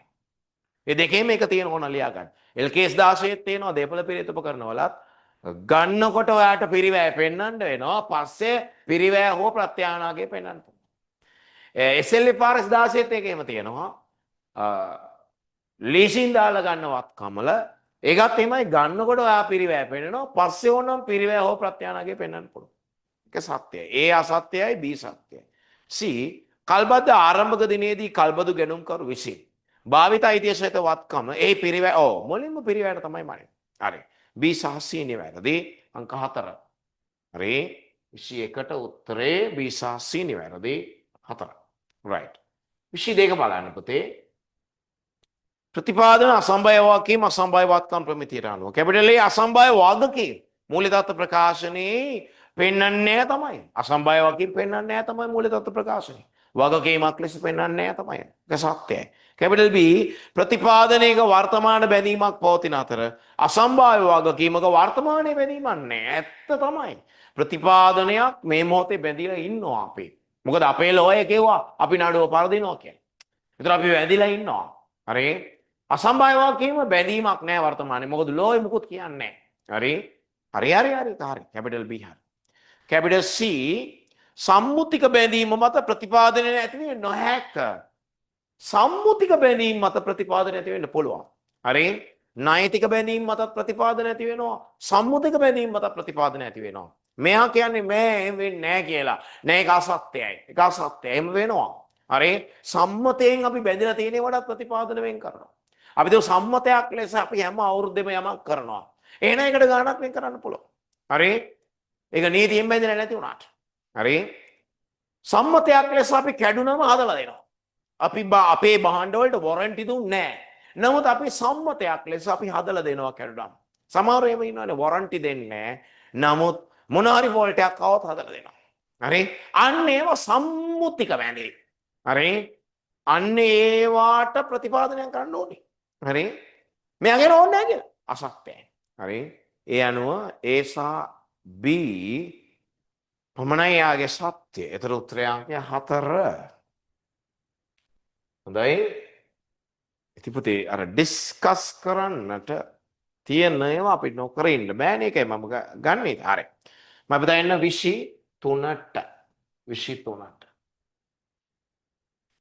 හරි. යෝගට් නිෂ්පාදනය කරන සමාගමකට මෙන්න තොරතුරු දෙනවා. වසර අග ජංගම වත්කම් දීලා තියෙනවා 18000. හරි. ජංගම වගකීම් 10000යි. તો ජංගම වත්කම් ඇතුලේ තොගේ අයින් කරමු අපි ද්‍රවශීල වත්කම් ගන්න ඕන නිසා. ඉදිරියට ගෙවීමුත් අයින් කරමු ද්‍රවශීල වත්කම්. එතකොට කීයද පුතේ? ද්‍රවශීල වත්කම් 10000. හරි. ද්‍රවශීල වත්කම් 10000. ජංගම වගකීම් 10000. එතකොට ශනික වත්කම් අනුපාතය 10000 බෙදීම 10000 එකයි. හරි. ඊළඟට පුතේ විකුණුම් දීලා තියෙනවා 50000. විකුණුම් දීලා තියෙනවා 50000. හරි. එතකොට දල ලාභයේ 120යි නම් 50000න් 120ක් දල ලාභය කියන්නේ කෑද 10000. එතකොට විකුණුම් පිරිවැය 40ක්. විකුණුම් පිරිවැය 40ක්. දල ලාභය ඇවිල්ලා 120යිනේ 50000න් ඒක 10000යි. එතකොට විකුණුම් පිරිවැය ඇවිල්ලා 40ක්. විකුණුම් පිරිවැය 40ක්. එතකොට විකුණුම් පිරිවැය 40000 බෙදුවම සාමාන්‍ය තොගේ. හරි තොග පිරිවැටුම එනවනේ වාර කීයද කියලා. ඔය තියෙන සාමාන්‍ය තොගේ මුල තොගේ තියෙනවා අග තොගේ තියෙනවා. 8200 මුල තොගය 7800 අග තොගය. එහෙනම් මේ දෙක එකතු කරලා දෙකෙන් බෙදන්න. සාමාන්‍ය තොගේ 8000. හරි විකුණුම් පිරිවැය බෙදීම සාමාන්‍ය තොගේ ඇවිල්ලා තොග පිරිවැට. මෙතන විකුණුම් පිරිවැය 40000යි සාමාන්‍ය තොගේ මුල තොගේ අග තොගේ එකතු කරලා දෙකෙන් බෙදන්න. 8000. එතකොට එනවා තොග පිරිවැටුම් වාර 5. එතන දින 360 වාර 5න් බෙදුවම දින 72ක් තමයි තොගර ඇඳවුම් කාලය. තොගර ඇඳවුම් කාලේ දින 72යි. හරි. ඒතර උත්තරේ අංක 1. 23ට උත්තරේ 1. හොඳයි 24ට එන්න පුතේ. 24 සීමා සහිත අශෝක පෞද්ගලික සමාගම විසින් භාවිත කරන අමුද්‍රව්‍යයක යලි යනෝ මට්ටම සහ යලි යනෝ ප්‍රමාණය අන්ඩර්ලයින් කරන්න පුතේ. යලි යනෝ මට්ටම අන්ඩර්ලයින් කරලා ලියා ගන්න 2800යි. යලි යනෝ ප්‍රමාණය අන්ඩර්ලයින් කරලා ලියා ගන්න 4000. හරි. හොඳයි. මෙම අමුද්‍රව්‍යයක සතියක අවම පරිභෝජනයේ කිලෝ 400යි. මෙම අමුද්‍රව්‍යයේ අවම සහ උපරිම පොරොත්තු කාලය දින අන්න හයිලයිට් කරන්න. අතන සතියක පරිභෝජනය. මේක පොරොත්තු කාලයේ දින එහෙම බෑනේ හයිලයිට් කරන්න. පොරොත්තු කාලයේ දිනවලින් දීලා නම් පරිභෝජනයේ සතියක පරිභෝජනය දීලා බෑනේ. නේද? ඒ දෙක ඔය එක්ක දෙකම සති වෙන්න ඕන නැත්නම් දෙකම දින වෙන්න ඕන. හරි? එහෙනම් සතියක පරිභෝජනයේ දිනක පරිභෝජනය කරන්න පහෙන් බෙදන්න. මොකද සතියේ දින 5ක් නිසා. එහෙම නැත්නම් පොරොත්තු කාලයේ දින සති බවට හරවන්න ඒත් පහෙන් තමයි බෙදන්නේ. මොනවා හරි පහෙන් බෙදලා ගන්න ඕනේ. හරි ඒක වාට දන්නවා ජනප්‍රිය ප්‍රශ්නයක් කියලා එහෙම විභාගෙට එන්නේ. හරි හොඳයි. ඒ අනුව පුතේ උපරිම තොග මට්ටම සමානයි යලි යනෝ මට්ටම ඍණ වරාන් තුල අවම තොග පරිභෝජනයේ 400 වැඩි කිරීම අවම පොරොත්තු කාලය හැබැයි ඔයාලම දැන් කිව්වා එක්කෝ සතියක පරිභෝජනය දිනක පරිභෝජනය කරන්න පහෙන් බෙදන්න වෙනවා නැත්නම් පොරොත්තු කාලයේ දින සති බවට හරවන්න පහෙන් බෙදන්න. කොහමරි පහෙන් බෙදුවා නම් මේ විදිහට හරි. රයිට්? ඝන ඇනෝම් ප්‍රමාණය. වරකට ඇනෝම් කරන ප්‍රමාණය 4000. ඔන්න උපරිම තොග මට්ටම එනවා. උපරිම තොග මට්ටම එනවා 5600ක්. උපරිම තොග මට්ටම 5600ක්. උත්තරය අංක 4. හොඳයි 25 වෙනි ප්‍රශ්නෙමු. ඒක නිකන් ඝන හදන එක නෙමෙයි. කැපිටල් A වාර්ෂික ඇනෝම් පිරිවැය සහ වාර්ෂික රඳවා ගැනීම පිරිවැය එකතුව අවම වන තැන. ඒ කියන්නේ මුළු පිරිවැය අවම වන තැන තමයි එතනදී අපි ඇනෝම් කරන ප්‍රමාණය තමයි ආර්ථික ඇනෝම් ප්‍රමාණය. හරියටම හරි. හරියක්ද? කැපිටල් B පොදු කාර්ය පිරිවැය අන්තර්ගානුපාතය සොයාගන්නේ අයවැයගත පොදු කාර්ය පිරිවැය හරි බෙදනවා අයවැයගත යන්ත්‍ර හෝ අයවැයගත ශ්‍රම පෑගන්නේ පමණි. අන්නලා කියන පමණි නෙමෙයි. බොහෝ අපි කොහොමත් ඒ ගණන් ඒ ලෙවල් ගණන් එහෙම තමයි එන්නේ. අයවැයගත පොදු කාර්ය පිරිවැය බෙදීම එක්ක අයවැයගත යන්ත්‍රපෑ නැත්නම් අයවැයගත ශ්‍රමපෑ. නමුත් ඒ පමණක් නෑ. තව ක්‍රම තියෙනවා. හරි? ඒ නිසා අසත්‍ය. පමණි කියන වචනේ හින්දා අසත්‍ය. හරි? කැපිටල් C ශ්‍රමිකයන්ට ලාභ පදනම් කරගෙන ගෙවන ලබන ප්‍රසාදීම නාම ශ්‍රම පිරිවැයට අයත් නොවේ. අසත්‍ය. ඒක ශ්‍රම පිරිවැයට අයති. ශ්‍රමිකයන්ට ගෙවන ප්‍රසාදීම නාවත් ශ්‍රම පිරිවැය තමයි. හරි එකම ප්‍රශ්නේ ඒක ඍජුස් නෙමෙයි වක්‍ර. ඒක ඍජු නෙමෙයි වක්‍ර. කොහමරි එක ශ්‍රම පිරිවැය. හරි? එයා කියන්නේ නෑලු නෑ අසත්‍ය එන. හරි. එහෙනම් ඒ පමණයි උත්තරය අංක 1. 25ට මයි පුතා උත්තරය අංක 1. 26ට එමු 26ට. දැන් බලන්න සීමිත නිමල් පොදු සමාගම නිපදවන ඒකකයක ප්‍රාථමික පිරිවැය රුපියල් 50. එකක ප්‍රාථමික පිරිවැය 50. හරි? ප්‍රාථමික පිරිවැය හැමතිස්සෙම විචල්‍යද නෑ. නමුත් ඒ ලෙවල් ගණන් හදනකොට බොහෝ ගණන් වල කියනවා මේ ප්‍රාථමික පිරිවැය ගැන ඍජු ද්‍රව්‍ය ඍජු ශ්‍රමයනේ. ඒවා විචල්‍යයි කියලා තමයි ගණන් වල දෙන්නේ. හරි ගානේ එහෙම දෙනවා. ප්‍රායෝගික ලෝකයේ බොහෝ විදුරට විචල්‍යයි තමයි. නමුත් හැමතිස්සෙම නෙමෙයි. හරි? ඒක දාන්න. සමාගම ඒකක 60000ක් නිෂ්පාදනය කරනවා නම් මුළු නිෂ්පාදන පොදු කාර්ය පිරිවැය හා නිෂ්පාදන නොවන පොදු කාර්ය පිරිවැය අන්ඩර්ලයින් කරන පුතේ නිෂ්පාදන පොදු කාර්ය පිරිවැය ආයතන ලියන්න 3000යි තව බිඳු 3ක්. හරි මිලියන 3ක්. නිෂ්පාදන නොවන පොදු කාර්ය අන්ඩර්ලයින් කරලා ලියන්න 2000යි තව බිඳු 3ක්. මිලියන 2ක්. හරි. සමාගමේ විචල්්‍ය පිරිවැය මුළු පොදු කාර්ය පිරිවැයෙන් 55% වේ. මුළු පොදු කාර්ය පිරිවැය ලියන්න පුතේ කොහේ හරි. ඒ කියන්නේ නිෂ්පාදන පොදු කාර්ය නිෂ්පාදන නොවන පොදු කාර්ය ඔක්කොම මුළු පොදු කාර්ය පිරිවැය ලියන්න කොහේ හරි. මිලියන 5ක් තියෙනවා. මුළු පොදු කාර්ය පිරිවැය මිලියන 5. හරි? ආයකෙන් V අකුරක් දාන්න 55. ඊටු ටික ස්ථාවර. හරි? එතන 55ක් විචල්‍යයි. කීයද පුතේ 55ක් විචල්‍යය කියන්නේ? 27,50,000. 27,50,000ක් විචල්‍යයි. හරි? ඊටු ටික ස්ථාවර. හරි? ඊටු ටික ස්ථාවර. ඒතර 27,50,000ක් විචල්‍යය නම් තව 22,50,000ක් ස්ථාවර. හරි? හොඳයි. මෙම භාණ්ඩේ මුළු පිරිවැය. හරි. මේ භාණ්ඩේ මුළු පිරිවැය කීයද කියලා අහන්න. ඒකකයක දෝ ඒකකයක මුළු පිරිවැය. ඒකකයක මුළු පිරිවැය. හරි? එතකොට මේ තියෙන ඒකකයක ඍජු පිරිවැයනේ.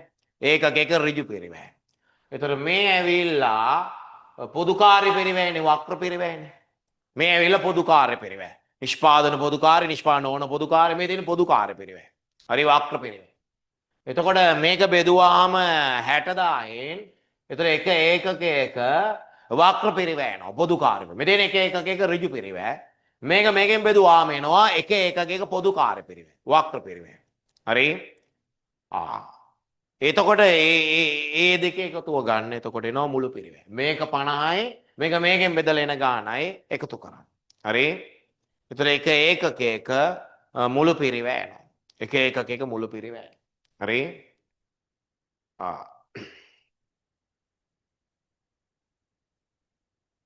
රුපියල් එතන ඉරෙන් උඩ තියෙන්නේ ලක්ෂ 50 බෙදුවා 60,000න්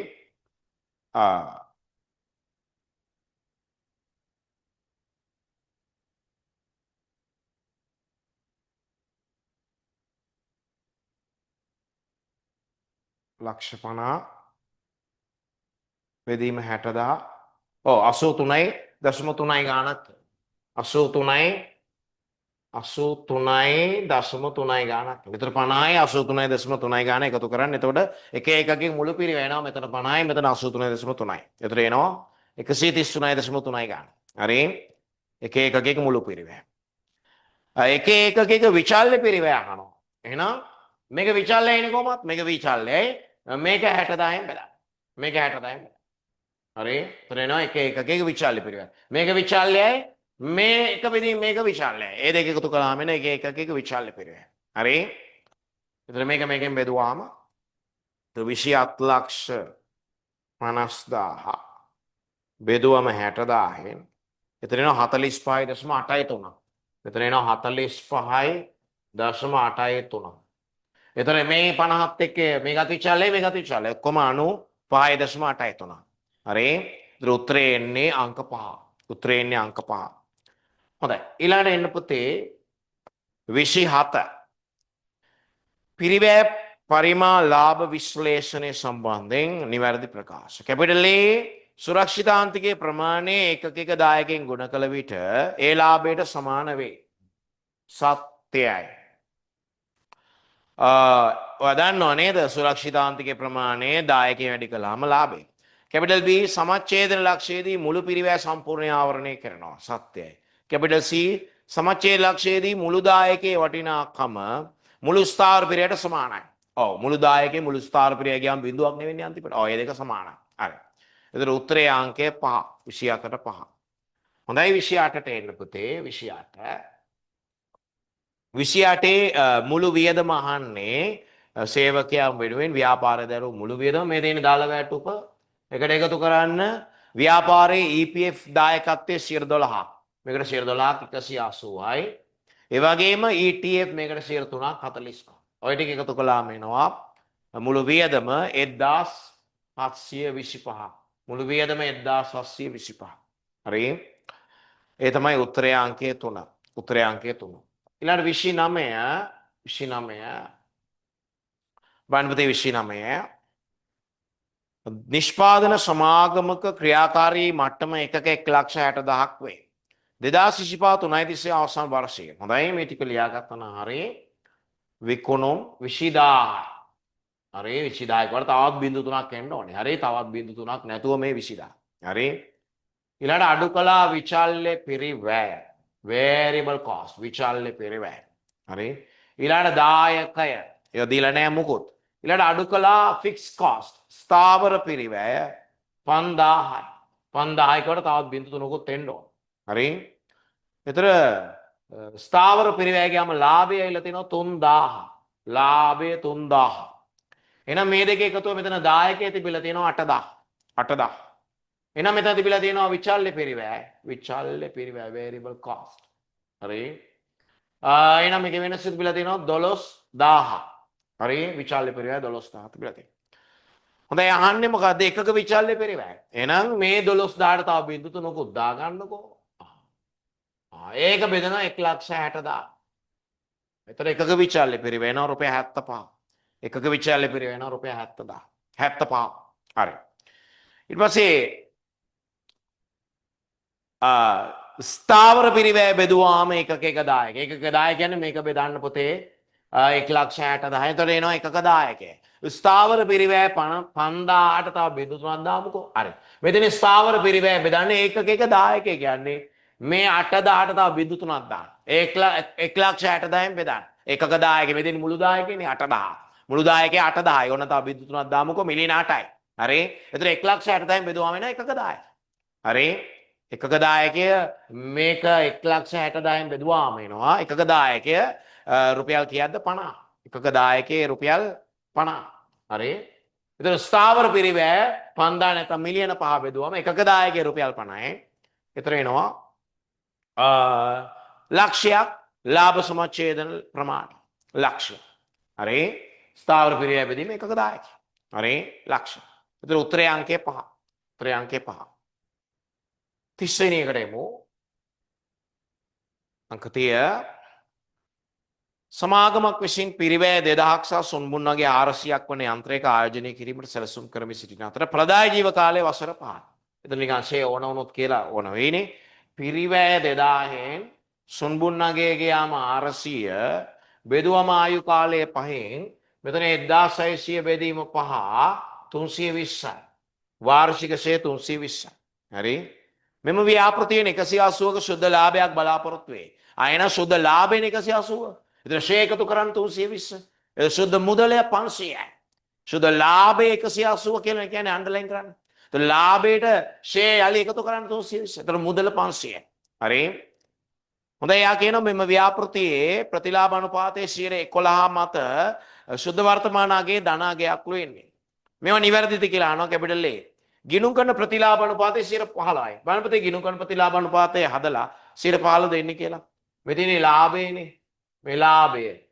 හරි ලාභය පේන්නේ නැද්දන්නේ ආයෙ ලියන්න. මෙතන ලාභයනේ. ලාභේ සාමාන්‍ය ලාභයේ බෙදීම සාමාන්‍ය ආයෝජනය. සාමාන්‍ය ආයෝජනය කියන්නේ 2400 එකතු කරලා දෙකෙන් බෙදුවම 1200යි. සාමාන්‍ය ආයෝජනය. වැඩි කිරීම 100. එතන කීයද පුතේ? ආයත්ත තමයි 15. 15.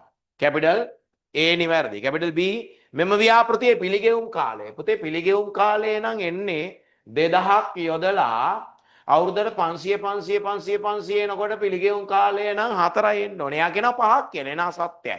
අසත්‍යයි. පිළිගෙවුම් කාලය එන්නේ 4යි. හරි. කැපිටල් C මෙම ව්‍යාපෘතියේ ප්‍රතිලාභ අනුපාතය අර ඩිස්කවුන්ට් රේට් එක 111ට වඩා තව වැඩි වෙන්න අපිට නරකයි ලෝ. ඩිස්කවුන්ට් රේට් එක තව උඩට යන්න නරක තමයි යෝ. ඒක සත්‍යයි. එතන A සහ C තමයි උත්තරේ අංක 3. උත්තරේ අංක 3. හරි. ඒ අනුව බලන්න පුතේ ඔක්කොම උත්තර ටික 30ක් වෙනකන් මෙතන 21 ඉඳලා 30ක් වෙනකන් උත්තර ටික 21 ඉඳලා 30ක් වෙනකන් උත්තර ටික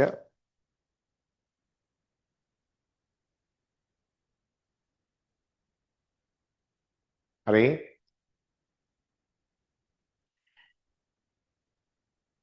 අපිට තියෙන්නේ දැන් 31 සිට 50 දක්වා ටිකට ලකුණු මම කියන විදිහට දාන්න පුතේ.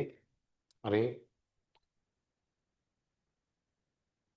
31ට ලකුණු මේ තියෙන පුතේ එක ගානේ දාන්න 4ක්. මේ ටිකට එක ගානේ 4ක්. කලමනාකරන ගිණුම් කරන කියන එක අන්ඩර්ලයින් කරන්න. කලමනාකරන ගිණුම් කරනේදී පුතේ අතීත නෙමේ වර්තමාන හා අනාගත. ඒ කියන්නේ අන්ඩර්ලයින් කරන අතීත කියන වචනේ නිසා මේක අසත්‍යයි. කැපිටල් B නම් සත්‍යයි. කැපිටල් C මූල්‍ය තොරතුරු පමණක් කියන වචනේ අන්ඩර්ලයින් කරන්න. පමණක් කියන නිසා ඒක අසත්‍යයි. මූල්‍ය නොවන දෙකම දෙනවනේ අපි. නේද? කලමනාකරන ගිණුම් කරන. කැපිටල් D ඒක සත්‍යයි. උතර ලකුණු දාන්න පුතේ එකේව 4ක්. හරි. 32ට ලකුණු 2 2 4ක් දාන්න. මෙතන මේකට 2යි මේකට 2යි. සුළු වියදම් ගෙවලා 12500ක් තව 2500කුත් අතේ දෙන. ඒ කියන්නේ අග්‍රිමේ 15000යි. අග්‍රිමේ 15000 එකෙන් 12500ක් ගෙවුවම දිස්සරහන අදාළ සුළු වියදම් ගිණුම හර සුළු මුදල් ගිණුම බැර. ඒක ලකුණු 2යි. අදාළ සුළු වියදම් ගිණුම හර සුළු මුදල් ගිණුම බැර. ඒක ලකුණු 2යි. හරි. අදාළ සුළු වියදම් ගිණුම හර සුළු මුදල් ගිණුම බැර. ඊළඟ අග්‍රිමේ ප්‍රතිපූර්ණය කරනකොට ඔයා දන්නවනේ දැන් 15000න් 12500ක් වියදම් කළා තව 2500ක් ඉතුරු වෙලා per ගියේ කියලා එනවනේ. ඒතර ආයෙ 12500 ඉල්ල ගන්නවා ප්‍රතිපූර්ණේ. ඒතර සුළු මුදල් හර නිකම් මුදල් ගිණුම බැර. සුළු මුදල් පාලන ගිණුම හර නිකම් මුදල් පාලන ගිණුම බැර. ඒකට ලකුණු 2යි. හරි. ඉස්සෙල්ලා එක අදාළ සුළු වියදම් හර සුළු මුදල් ගිණුම බැර ලකුණු 2යි. ඊළඟට සුළු මුදල් හර නිකම් මුදල් ගිණුම බැර ඒකට ලකුණු 2යි. ඉලක්කම 12500 ඈ මේකෙන්. හරි. ඊළඟට එන්න පුතේ 33ට 33ට උත්තරේ ලකුණු මේවට එක ගානේ මෙතනට එකයි මෙතනට එකයි මෙතනට එකයි මෙතනට එකයි දාන්න. මේ වැඩි වේ එකයි මෙතන 2000. අඩු වේ එකයි මෙතන 10000. හරි වැඩි වේට එකයි 2000ට එකයි අඩු වේට එකයි 10000ට එකයි. හරි විකුණුම් මිල 8000ක් කුළු බඩු මේක කුළු බඩු බිස්නස් එකක් අයිතිකරුට විකුණනවා. ඒතර පිරිවැය 6000. ඒතර ලාභේ හිමිකමට එකතු වෙනවා 2000. හරි හිමිකම වැඩි වේ උත්තරේ 2000කින්. එතකොට ළමා නිවාසයකට බඩු පරිත්‍යාග කරනකොට වදන්නෝ තොග අඩු වෙනවා අනිත් පැත්තේ හිමිකම අඩු වෙනවා. හරි. ඒතර හිමිකම අඩු වේ 10000කින්. right. හොඳයි උත්තර ලකුණු දාන්න එක ඒවා එක හතරක්. හරි. ඊළඟට එන්න පුතේ 34ට 34 එන ඉතින් පොඩ බලන්න කට වැඩේ කරගන්න වෙනවානේ පොඩ බලන්න කට වැඩේ ඉස්සලම. ඔයාගේ ව්‍යාපාරයේ සෙනරත් එතකොට ඔයා ව්‍යාපාරය ආරම්භ කළේ මේ මාසේ. හොඳයි ලයිස්තුගත මිල මේ තියෙන්නේ 4000 ලයිස්තුගත මිලනේ ඒක. ඒකෙන් 10% කොහොමත් අයින් කළා ඒක 3600 බවට පත් වෙනවා. තව දවසක වික්කා 2000ක් ලයිස්තුගත මිලනේ. ඒතර ඒකේ 10% වෙළඳ වට්ටම අයින් වුණා. ඒක 1800 බවට පත් වෙනවා. හරි. ඊළඟ බලන්න පුතේ විකුණු දින සිට මාසේ කාලයක් ණයගැතියන්ට ලබා දේ.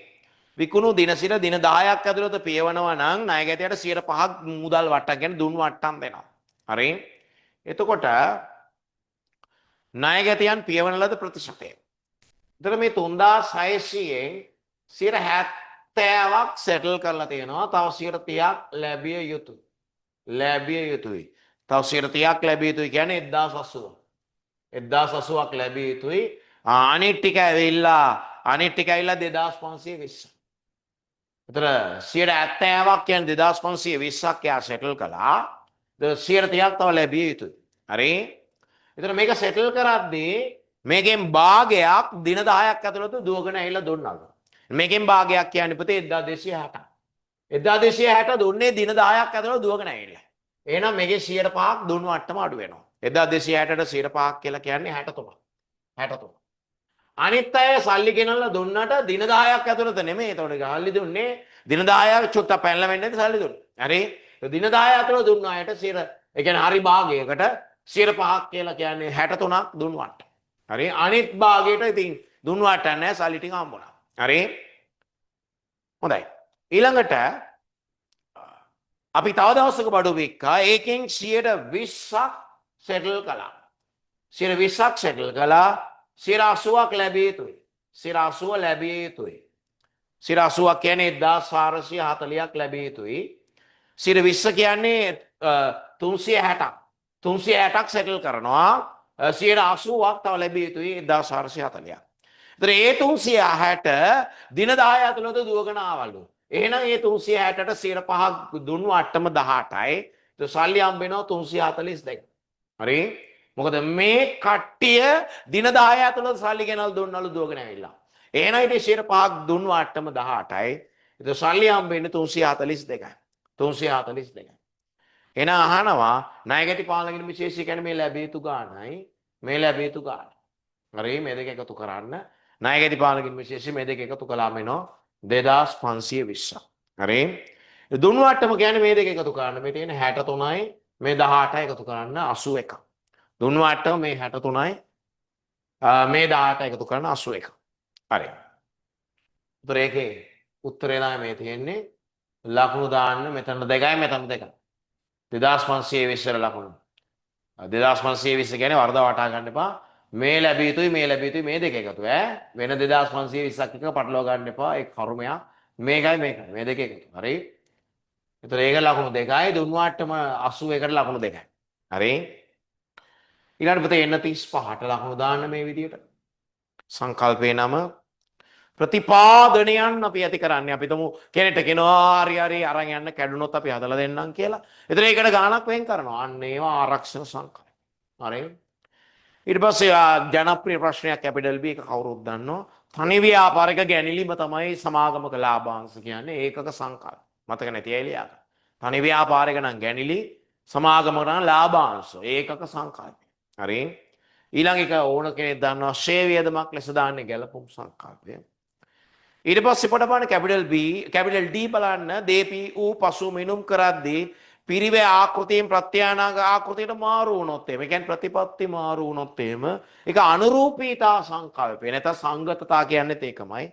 අනුරූපීතා සංකල්පය. ඒකාකාරී භවයේ සංකල්පයට නම් පටහැනි. නමුත් ඒක එහෙම කරන්න බැරි නෑ. එහෙම කළොත් එහෙම ප්‍රතිපත්තියක් මාරු වුණොත් අනුරූපීතා සංකල්පයට පටහැනි. ලකුණු දාන්න 1 1 1 1. හරි. ඊළඟට 36 ලකුණු දාන 1 1 1 1 36 කැපිටල් A නිපද වූ භාණ්ඩ විකුණනතේ ගබඩා කිරීමට වැයවන පිරිවැය. ගබඩාව වියදම් දාන්නේ අපි කොහෙද? ලාභ ගිණුම නැත්තම් ලාභ ප්‍රකාශනය කිව්වත් හරි ආදායම් ප්‍රකාශනය කිව්වත් හරි ඈ right. වෙනදා ලාභ ගිණුම නැත්තම් ලාභ ප්‍රකාශනය ආදායම් ප්‍රකාශන ඔක්කොටම ලකුණු 1යි. කැපිටල් B අවසාන නිමිතෝගේ යාගේ කරන්නේ මුළු නිෂ්පාදන පිරිවැය මත. හරි පිරිවැය මත කිව්වත් හරි ඈ ලකුණු 1යි මුළු නිෂ්පාදන පිරිවැය මත. කැපිටල් C ආරම්භක නිමි බඩු වලට මුළු නිෂ්පාදන පිරිවැය එකතු කරලා අග නිමි බඩු අඩු කළාම එන්නේ විකුණුම් පිරිවැය. ලකුණු 1යි. මිලදීගත් අමුද්‍රව්‍ය වල අසාමාන්‍ය අපතේ යාම අපි දාන්නේ ලාභ ප්‍රකාශනය. එතන ආදායම් ප්‍රකාශනය. ලකුණු 1යි. හරි. එකක්වත් මම ලේසියෙන් අරින්නේ ඔක්කොම ටික කියා දෙදී ආවේ ඈ. හරි. 37 බලන්න පුතේ යාව ජීව සමාජික මුදල් වලින් 10000ක් ආදායම් ප්‍රකාශනයට මාරු කරද්දී ආදායම් ප්‍රකාශනයට යන්නේ ආදායමක් ලෙසනේ. එහෙනම් හිමිකම ඒ කියන්නේ සමුචිත අරමුදල වැඩි වෙනවා. වැඩි වෙනවා. කීයකින්ද 10000. 10යි නැත්නම් 10යි කිව්වත් හරි. පෙර වර්ෂයේ පැවති ක්‍රිකට් තරගාවලියේ සල්ලි මේ අවුරුද්දේ හම්බුණාට ඒක ආදායමක් නෙමෙයිනේ පුතේ. අන්ලයි කියන්නේ පෙර වර්ෂයේ පැවති කෙනේ. පෙර වර්ෂයේ නම් තරගාවලියේ තිබුණේ. ඒක පෙර වර්ෂයේ ආදායමක්. ඒක මේ වර්ෂයේ ආදායම් ප්‍රකාශනයට යන්නේ නැහැ. ඒක සමුචිත අරමුදලට බලපෑමක් නැහැ. වෙනස් නොවේ. හරි. බිඳුවක්. එතන මේවට ලකුණු 1 1 1 බිඳුවට ලකුණක් දාන්න. 1යි මේක 10ට එක ලකුණක් දාන්න. මේකට 1යි මේකට 1යි. හරි. ලකුණු 1 ඒවා 4ක්. 1 1 1 1. හරි. 38 ලකුණු ටික දාන්න මේ විදිහට. සත්‍යයි අසත්‍යයි අසත්‍යයි සත්‍යයි. ලිඛිත ගිවිසුමක් එවත් හවුල් ගිවිසුමක් නොමැතිව උවද හවුල් ව්‍යාපාරයක් කරගෙන යන්න පුළුවන් සත්‍යයි. හවුල් ව්‍යාපාරයක උපරිම 20යි කියන්නේ වංචාව දැක්වීමේ ආඥා පනත නෙමෙයි සමාගම් පනතේ. අසත්‍යයි. හරි 24 වෙනි වගන්තියට අනුව හවුල්කාරයෙක් ඉවත් නෑ 42 වගන්තිය තමයි ඉවත් වෙලා ගියාම ණය පොලියක් ගැන කතා කරන්නේ. අසත්‍ය එක ලියා ගන්න පුතේ. Capital B අසත්‍යයි. ඒක සත්‍ය වෙන්නේ සමාගම් පනත කිව්වා නම් තමයි. Capital C අසත්‍යයි. ඒක සත්‍ය වෙන්නේ 42 කිව්වා නම් තමයි. 42 වගන්තිය කිව්වා නම්. හරි. කැපිටල් D ඒක හරි. විශේෂ ඒක කවුරුත් දන්න දෙයක්. ඒක සත්‍යයි. ඕනම හවුල්කාරට මැනේජ්මන්ට් එකට එන්න පුළුවන්. හරි. ඊළඟ එකේ පුතේ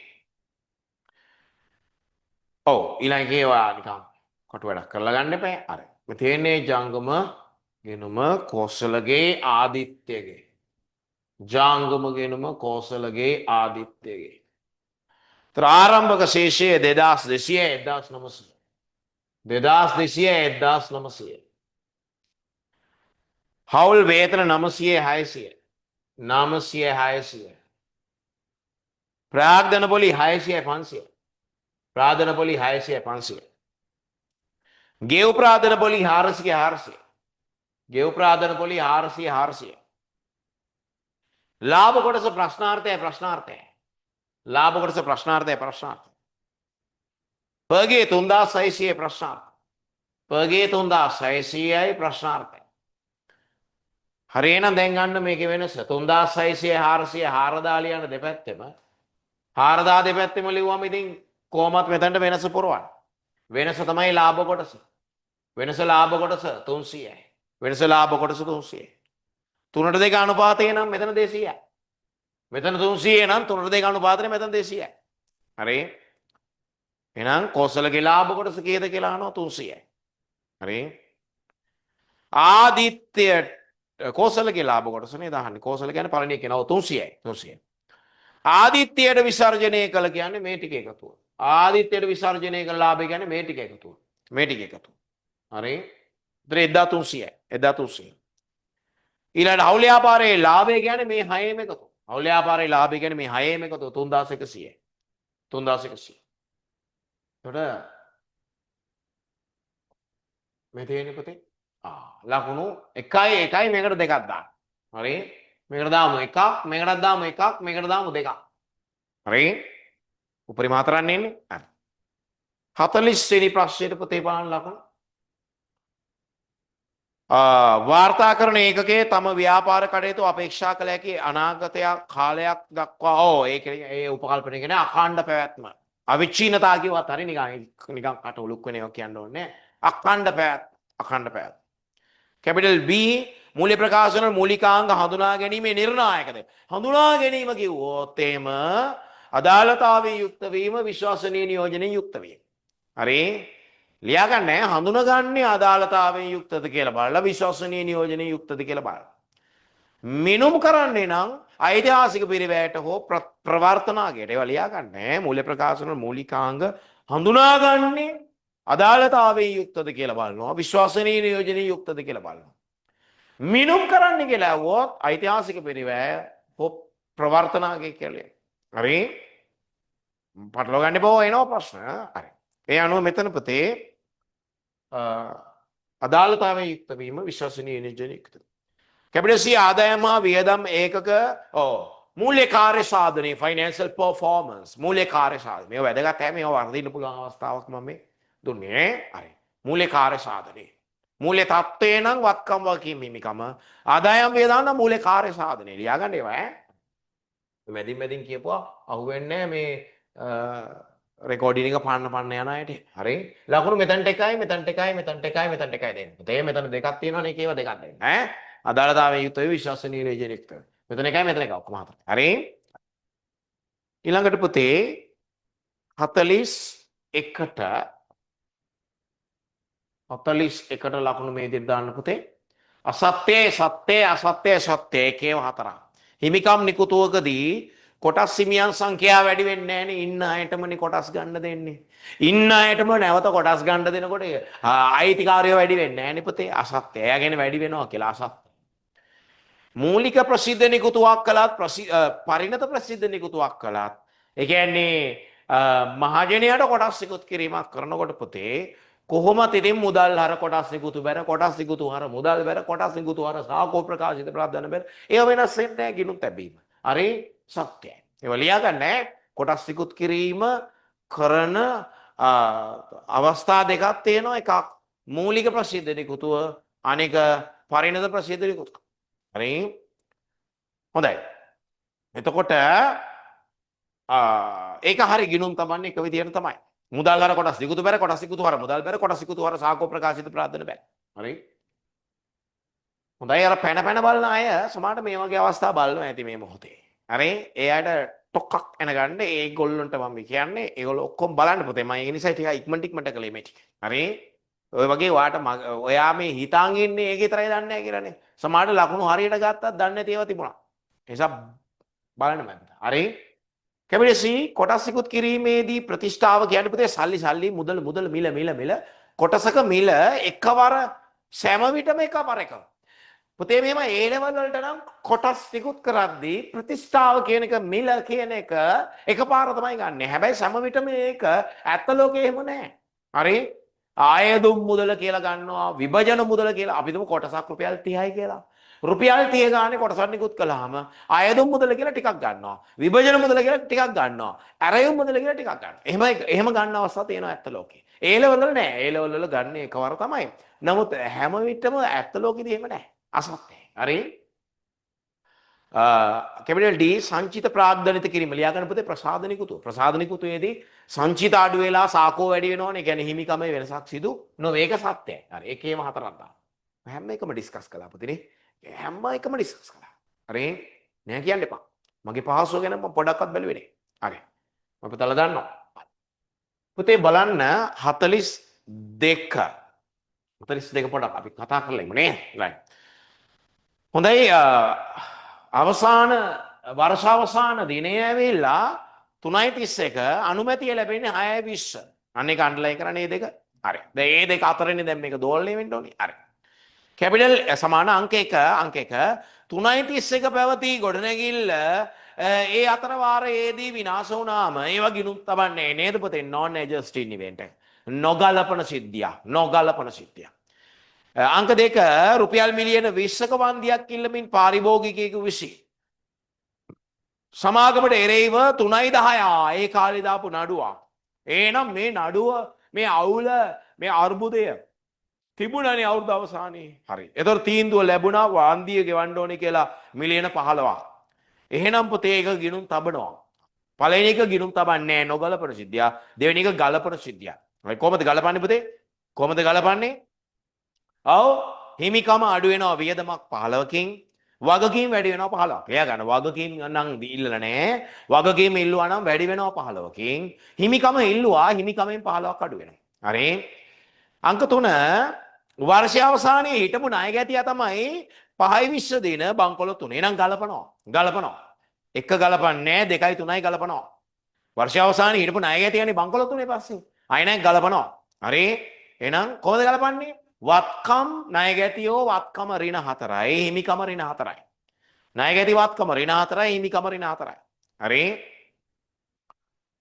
අංක 4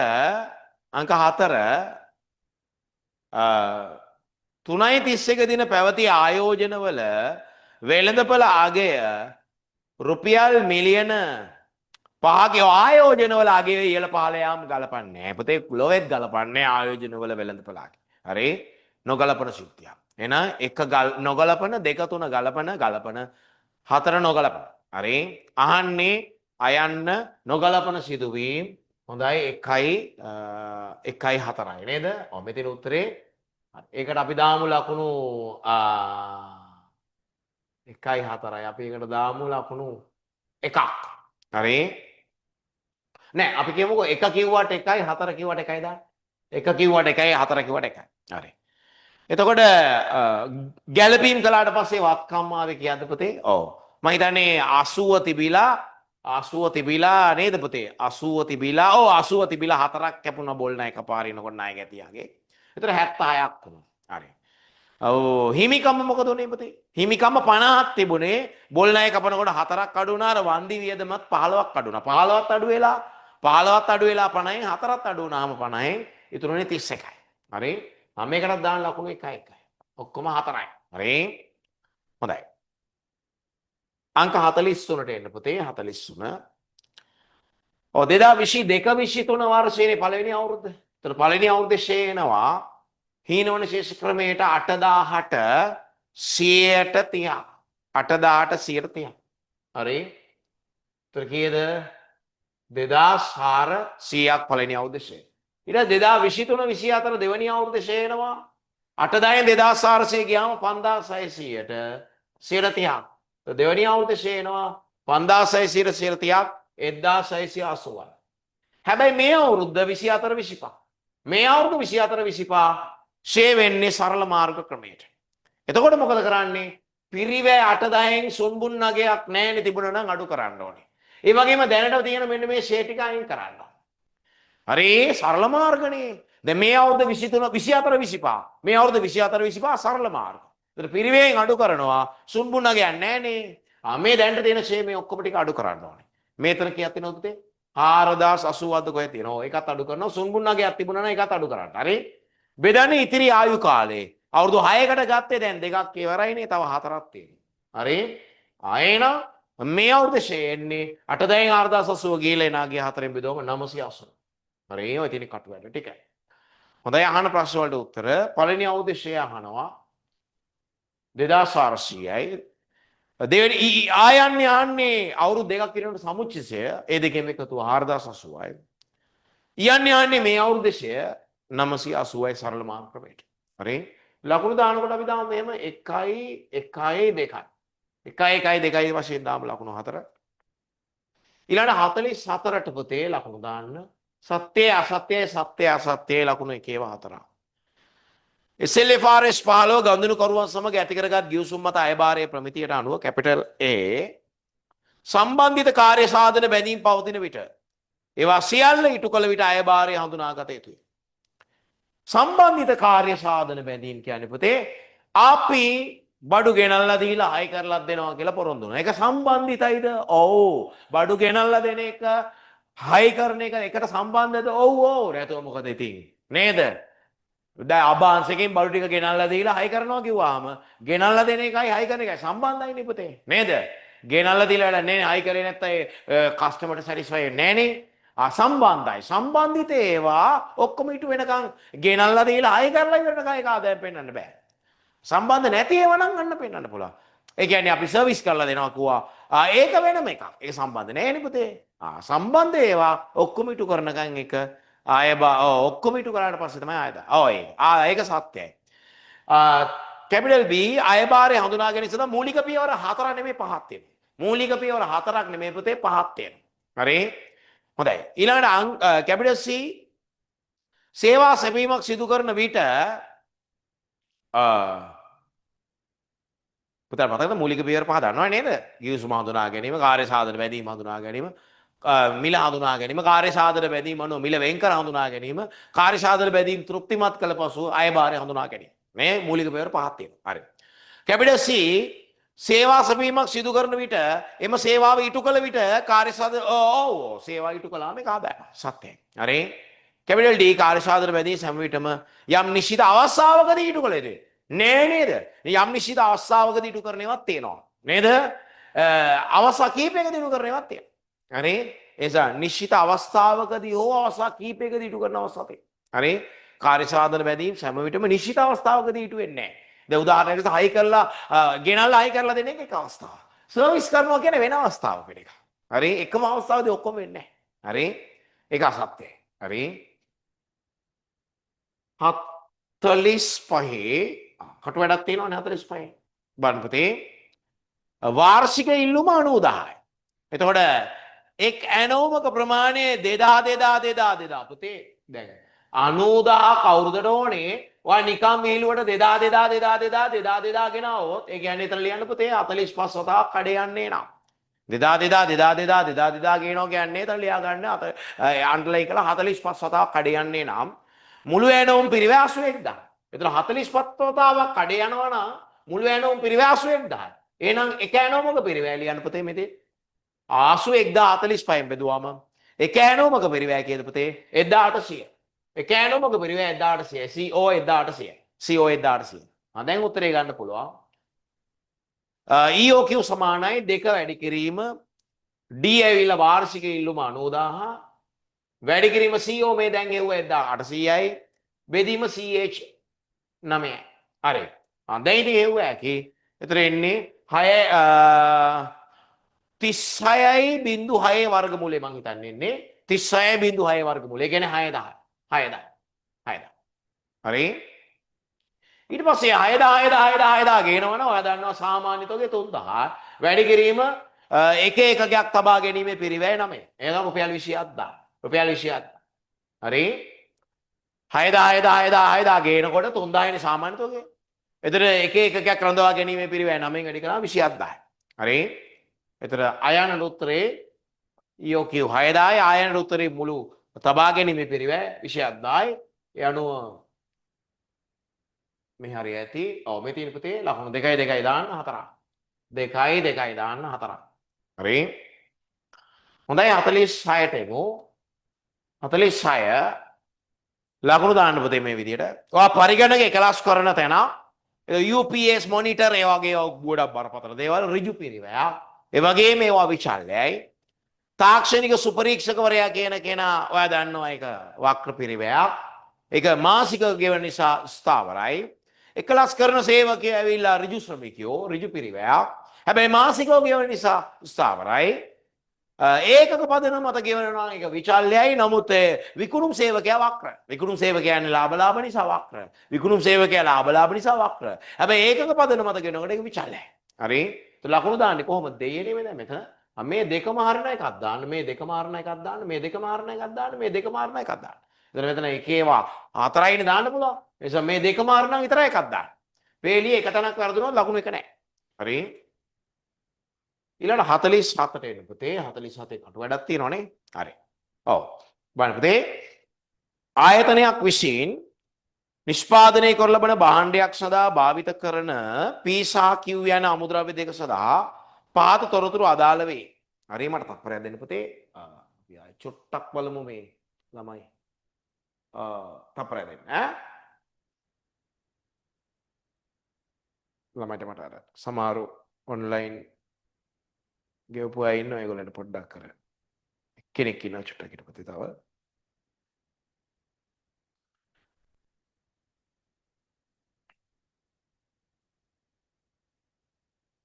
හරි කොහෙද හිටියේ දැන් P හා Q කියන අමුද්‍රව්‍ය දෙක භාවිතා කරනවලු එක ඒකකයක් හදන්න P අමුද්‍රව්‍ය කිලෝ 20ක් ඕනේ Q අමුද්‍රව්‍ය කිලෝ 15ක් ඕනේ ඇනෝම් ප්‍රමාණය 38000යි 35000යි පොරොත්තු කාලයේ අවම උපරිම දින කියන එක හයිලයිට් කරගන්න. පුතේ මෙම භාණ්ඩයේ සතියක නිෂ්පාදනය හයිලයිට් කරන්න සතියක. එතකොට අන්න ඔයාලට හැමදාම එන ප්‍රශ්නයක් ඕක නේද? පොරොත්තු කාලයේ දිනවලින් දීලා පරිභෝජනය සතියක දීලා. නැත්නම් ඒකේ අනිත් පැත්ත දීලා. එතකොට ඔයා දන්නවා එහෙම ගණන් හදන්න බෑ. දැන් මෙතන නම් පොරොත්තු කාලයේ දිනනේ ඒක සති බවට හරවන්න පහෙන් බෙදනවා. මොකද සතියට දින 5ක් නිසා. නැත්තම් සතියක පරිභෝජනයේ දිනක පරිභෝජනය කරන්න ඒත් පහෙන් බෙදනවා. කොහෙන් හරි පහෙන් බෙදන්න ඕනේ. හරි? හොඳයි. එතකොට උපරිම P වල යලි යනෝ මට්ටම ගන්න පුතේ. යලි යනෝ මට්ටම. එතකොට පුතේ දැන් උපරිම අපි හදන්නේ 1000ක් නේද? එතකොට එකකට 20ක් ඕනේ කියන්නේ 20000ක් එපෑ උපරිම තෝක පරිභෝජනය නේද? උපරිම තෝක පරිභෝජනයේ 20 වැඩි කිරීම ඒක තේරෙනවද නැහැ 1000ක් හදනවා කියන්නේ 20 ගානේ 20000ක් එපෑ නේද? උපරිම තෝක පරිභෝජනයේ 20000 වැඩි කිරීම උපරිම පොරොත්තු කාලයේ 20. හරි? පහෙන් බෙදන්න බෑ උත්තරේ. හරි. එතකොට පුතේ එනවා කීයක්ද?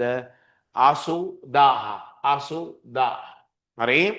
ඊළඟට Q වල උපරිම තෝක මට්ටම අහනවා. Q වල උපරිම තෝක මට්ටම හොයන්න ඉස්සෙල්ලා Q වල ඔයා හොයා ගන්න ඕනේ යලි යනෝ මට්ටම. Q වල යලි යනෝ මට්ටම.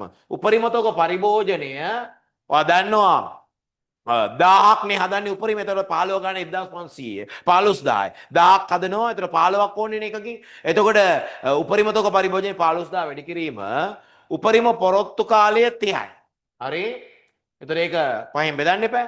එතකොට එනවා යලි යනෝ මට්ටම 90000. යලි යනෝ මට්ටම 90000. ආන්නේ උපරිම තෝක මට්ටම. යලි යනෝ මට්ටම 90000 ඍණ ආම තෝක පරිභෝජනය වැඩි කිරීම ආම පොරොත්තු කාලය. ආම තෝක පරිභෝජනය කියන්නේ 815 12000යි. වැඩි කිරීම ආම පොරොත්තු කාලය කියලා කියන්නේ 20යි. එතන ඒක පහෙන් බෙදන්න එපා. හරි. ධන ඇනෝම් ප්‍රමාණය. ඇනෝම් ප්‍රමාණය ඇවිල්ලා 35000. ඇනෝම් ප්‍රමාණය ඇවිල්ලා 35000. ඇනෝම් ප්‍රමාණය 35000. හරි? අය අනුව Q වල උපරිම තෝක මට්ටම සමානයි යලි යනෝ මට්ටම 90000 ඍණ ආම තෝක පරිභෝජනය වැඩි කිරීම ආම පොරොත්තු කාලයක පහෙන් බෙදන්න එපා. ධන ඇනෝම් ප්‍රමාණය 35000. එතකොට එන්නේ පුතේ 77000ක් අන්තිමට. මෙතන 77000. ඉස්සලාවේ මෙතන 80000. හරි? හොඳයි. ඒ අනුව 47ට උත්තරේ 80000යි කිව්වට ලකුණු දෙකයි. මෙතන 77000යි කිව්වට ලකුණු දෙකයි. හරි? ඒව පටලව ගන්න එපා අර දින සති කතන්දරේ. හරි? හොඳයි මම එනවමයි කියන්නේ නමුත් ආවොත් ඔයා වැඩේ වරද්ද ගන්න නිසා කියන්නේ. හරි? එතකොට ඊළඟ පුතේ එන්න 48ට 48ත් අපිට කටු වැඩක් ඕනේද මන් දන්නේ නැහැ. ඔව් කටු වැඩක් ඕනේ නේ. හරි. 47 නේද? හරි කටු වැඩක් කරමු. 48 නේ කටු වැඩක් කරමු. එක්තරා කුඩා කර්මාශාලාවක එක් සේවකයෙකු 0.1 කියන සේවකයා ගැන කතා කරන්නේ. නිෂ්පාදනයේ යෙදී සිටින අතර ඔහුට වැටුප් ගෙවන ආකාරය. මෙන්න මාසික සම්මත නිෂ්පාදන ඒකක 500යි එක ඒකකයකට රුපියල් 200ක් ගෙවනවා. සම්මත නිෂ්පාදන මට්ටම ඉක්මවා නිෂ්පාදනය කළොත් එකකට 240 ගාන ගෙවනවා. හොඳයි මෑන් 600ක් හදලා තියෙනවා. මෑන් 600ක් හදලා තියෙනවා. එහෙනම් 500ට ගන්න රුපියල් 200 ගාන. හරි? 100ට ගන්න රුපියල් 240 ගාන. හරි? හොඳයි.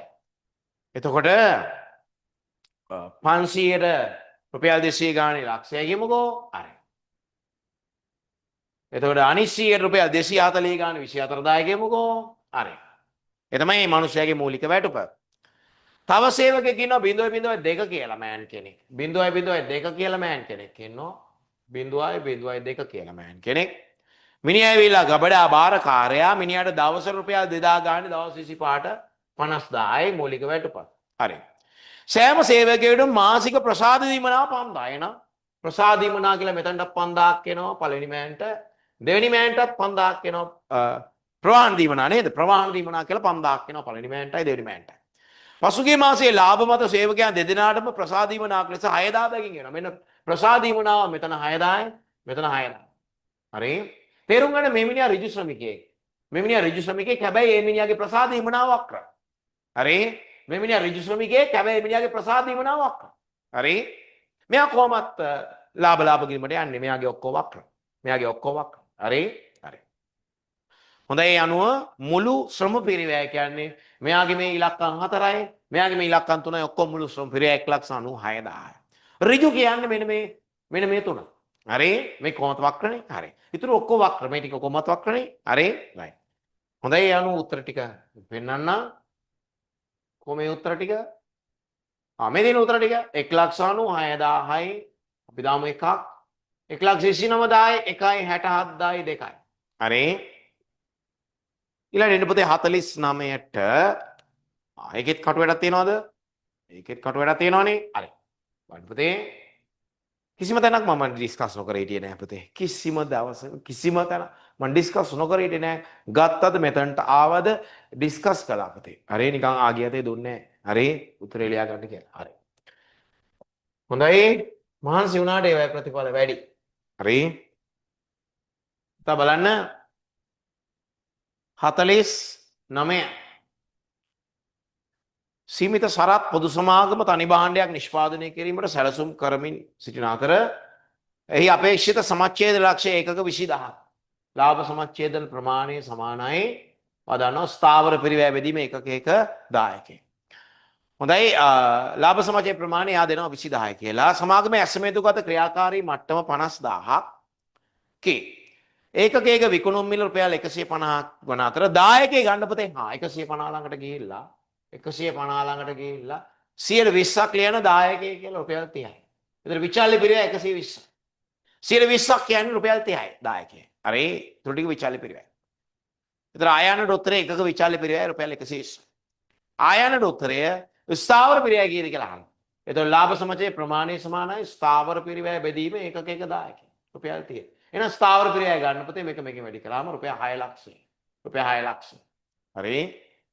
ඊට පස්සේ ඒකක 30000 දී මුළු පිරිවැය කීයද කියලා අහනවා. එතකොට ඒකක 30000 මුළු පිරිවැය ගන්න විදිය දන්නවනේ. 30000 වැඩි කරනවා විචාල්‍ය පිරිවැය 120 ගන්න. ධන ස්ථාවර පිරිවැය කොහොමත් 6 ලක්ෂ එකතු කරනවා. හරි.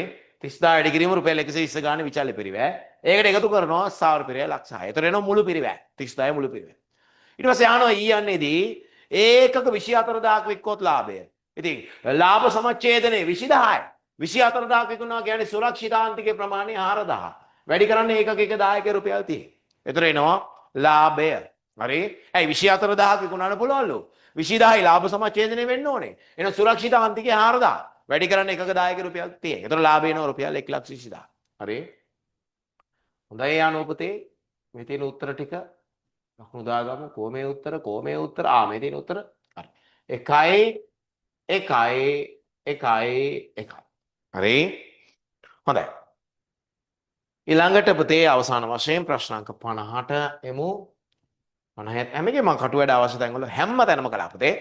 ආයතනයක් විසින් පිරිවැය රුපියල් 8000ක යන්ත්‍රයක් මිලදී ගැනීමට සලකා බලමින් සිටි. හරි. පළදායි ජීව කාලය හා සුන්බුන්නගේ පිළිවෙලින් වසර 8ක් සහ 2000ක් වේ. අපි නිකන් ලියාගමුද? නිකන් වුණොත් පිරිවැය ඍණ සුන්බුන්නගය බෙදීම ආයු කාලය. එතකොට වාර්ෂික ශේ කීයක් වගේද පුතේ එන්නේ නිකන් 750. වාර්ෂික ශේ 750. හරි. මෙම යන්ත්‍රයේ සරල මාන ක්‍රමයට ශේ කරයි. වාර්ෂික ලාභය දෙන්නේ පුතේ. ලාභයනේ. ලාභයට ශේ එකතු කළාම මුදල බවට පත් කරගන්න. ලාභය 1250ට ශේ එකතු වුණාම 750 මුදල 2000. මුදල 2000. ඒතර අහන පිළිගෙවුම් කාලය. හරිනේ 8000ක් යට කරලා 2000 හම් වෙනකොට පිළිගෙවුම් කාලය වසර 4යි. පිළිගෙවුම් කාලය වසර 4යි. ඊළඟට අහනවා ගිණුම් කරන ප්‍රතිලාභ අනුපාතය. කිනුකර ප්‍රතිලාභණු පාතය ගන්නේ නේතේ ලාභයනේ සාමාන්‍ය ලාභය බෙදනවා සාමාන්‍ය ආයෝජනය කියන්නේ තියෙන්නේ පුතේ 8 10 2000 එකතු කරලා දෙකෙන් බෙදුවම 5000යි සාමාන්‍ය ආයෝජන වැඩි කිරීම 100 ද 100 කියලා පුතේ එන්නේ 125 125 හරි සාමාන්‍ය ලාභය බෙදීම සාමාන්‍ය ආයෝජනය වැඩි කිරීම 100 125 එතකොට මෙතන උත්තර දෙක වසර 4යි ලකුණු 2යි 125යි ලකුණු 2යි හරි ඒ අනුව අපි මේ ඩිස්කෂන් එක perfect no doubt perfect හරි ඉතින් මම පුතාලා අපි හැමතිස්සෙම ඔබ පසුපස ඉන්නෝ විභාගයට දාද ඇවිල්ලා ඔක්තෝබර් 28නේ ඔව් එතකොට දැන් වෙලා පුතේ 6ට ඔන්න මෙන්න එතකොට ඔයගලන්ට මම මේක දාන්නේ 7ට හරි ඉතින් මම එහෙම කළේ අර ඔයගලන්ට ටයිමින් පුළුවන් තරම් ඉතුරු කරන් මේක කරගෙන යන්න ඕන නිසා සා ළමෙකුට මේක අවශ්‍ය පරිදි බලා ගන්න පුළුවන් නිසා හැබැයි ඉතින් මේක බලන තරමට හොඳයි පුතේ කතා කරපු ඔක්කොම වැදගත් හරි ඉතින් අපි හැමතිස්සෙම ඉන්න ඔබ සමග අපි කිව්වනේ දෙක දවසක් තව එකක් කරනවා කියලා ඒ කිව්වා වගේම කළා එහෙනම් සියලු දෙනාටම ජය වේවා සුබම සුබ අනාගත කාලයක් වෙන්න කියලා ප්‍රාර්ථනා කරනවා කවදාවත් අපේ ගෲප් වලින් අයින් වෙන්න එපා පුතේ මොකද අපි හැමතිස්සෙම ඔයගලන්ට යහපත් දේ ලබා දෙනවා ඒ වගේම ප්‍රතිඵල එන කාලෙටත් අපිට වැදගත් ගෲප් එකේ සිටීම ජීවිත කාලෙට වැදගත් 2020 ළමයි පවා ගෲප් වල ඉන්නවා මගේ 2020 ගෲප් එක 21 ගෲප් එක 22 ගෲප් එක 23 ගෲප් එක දිග හැම ගෲප් එකකම ළමයි ඉන්නවා හරි ඒ නිසා අපි හැමදාම ඉමු හරි එහෙනම් පුතේ අපි මෙතනින් නතර වෙනවා සුබ රාත්‍රියක්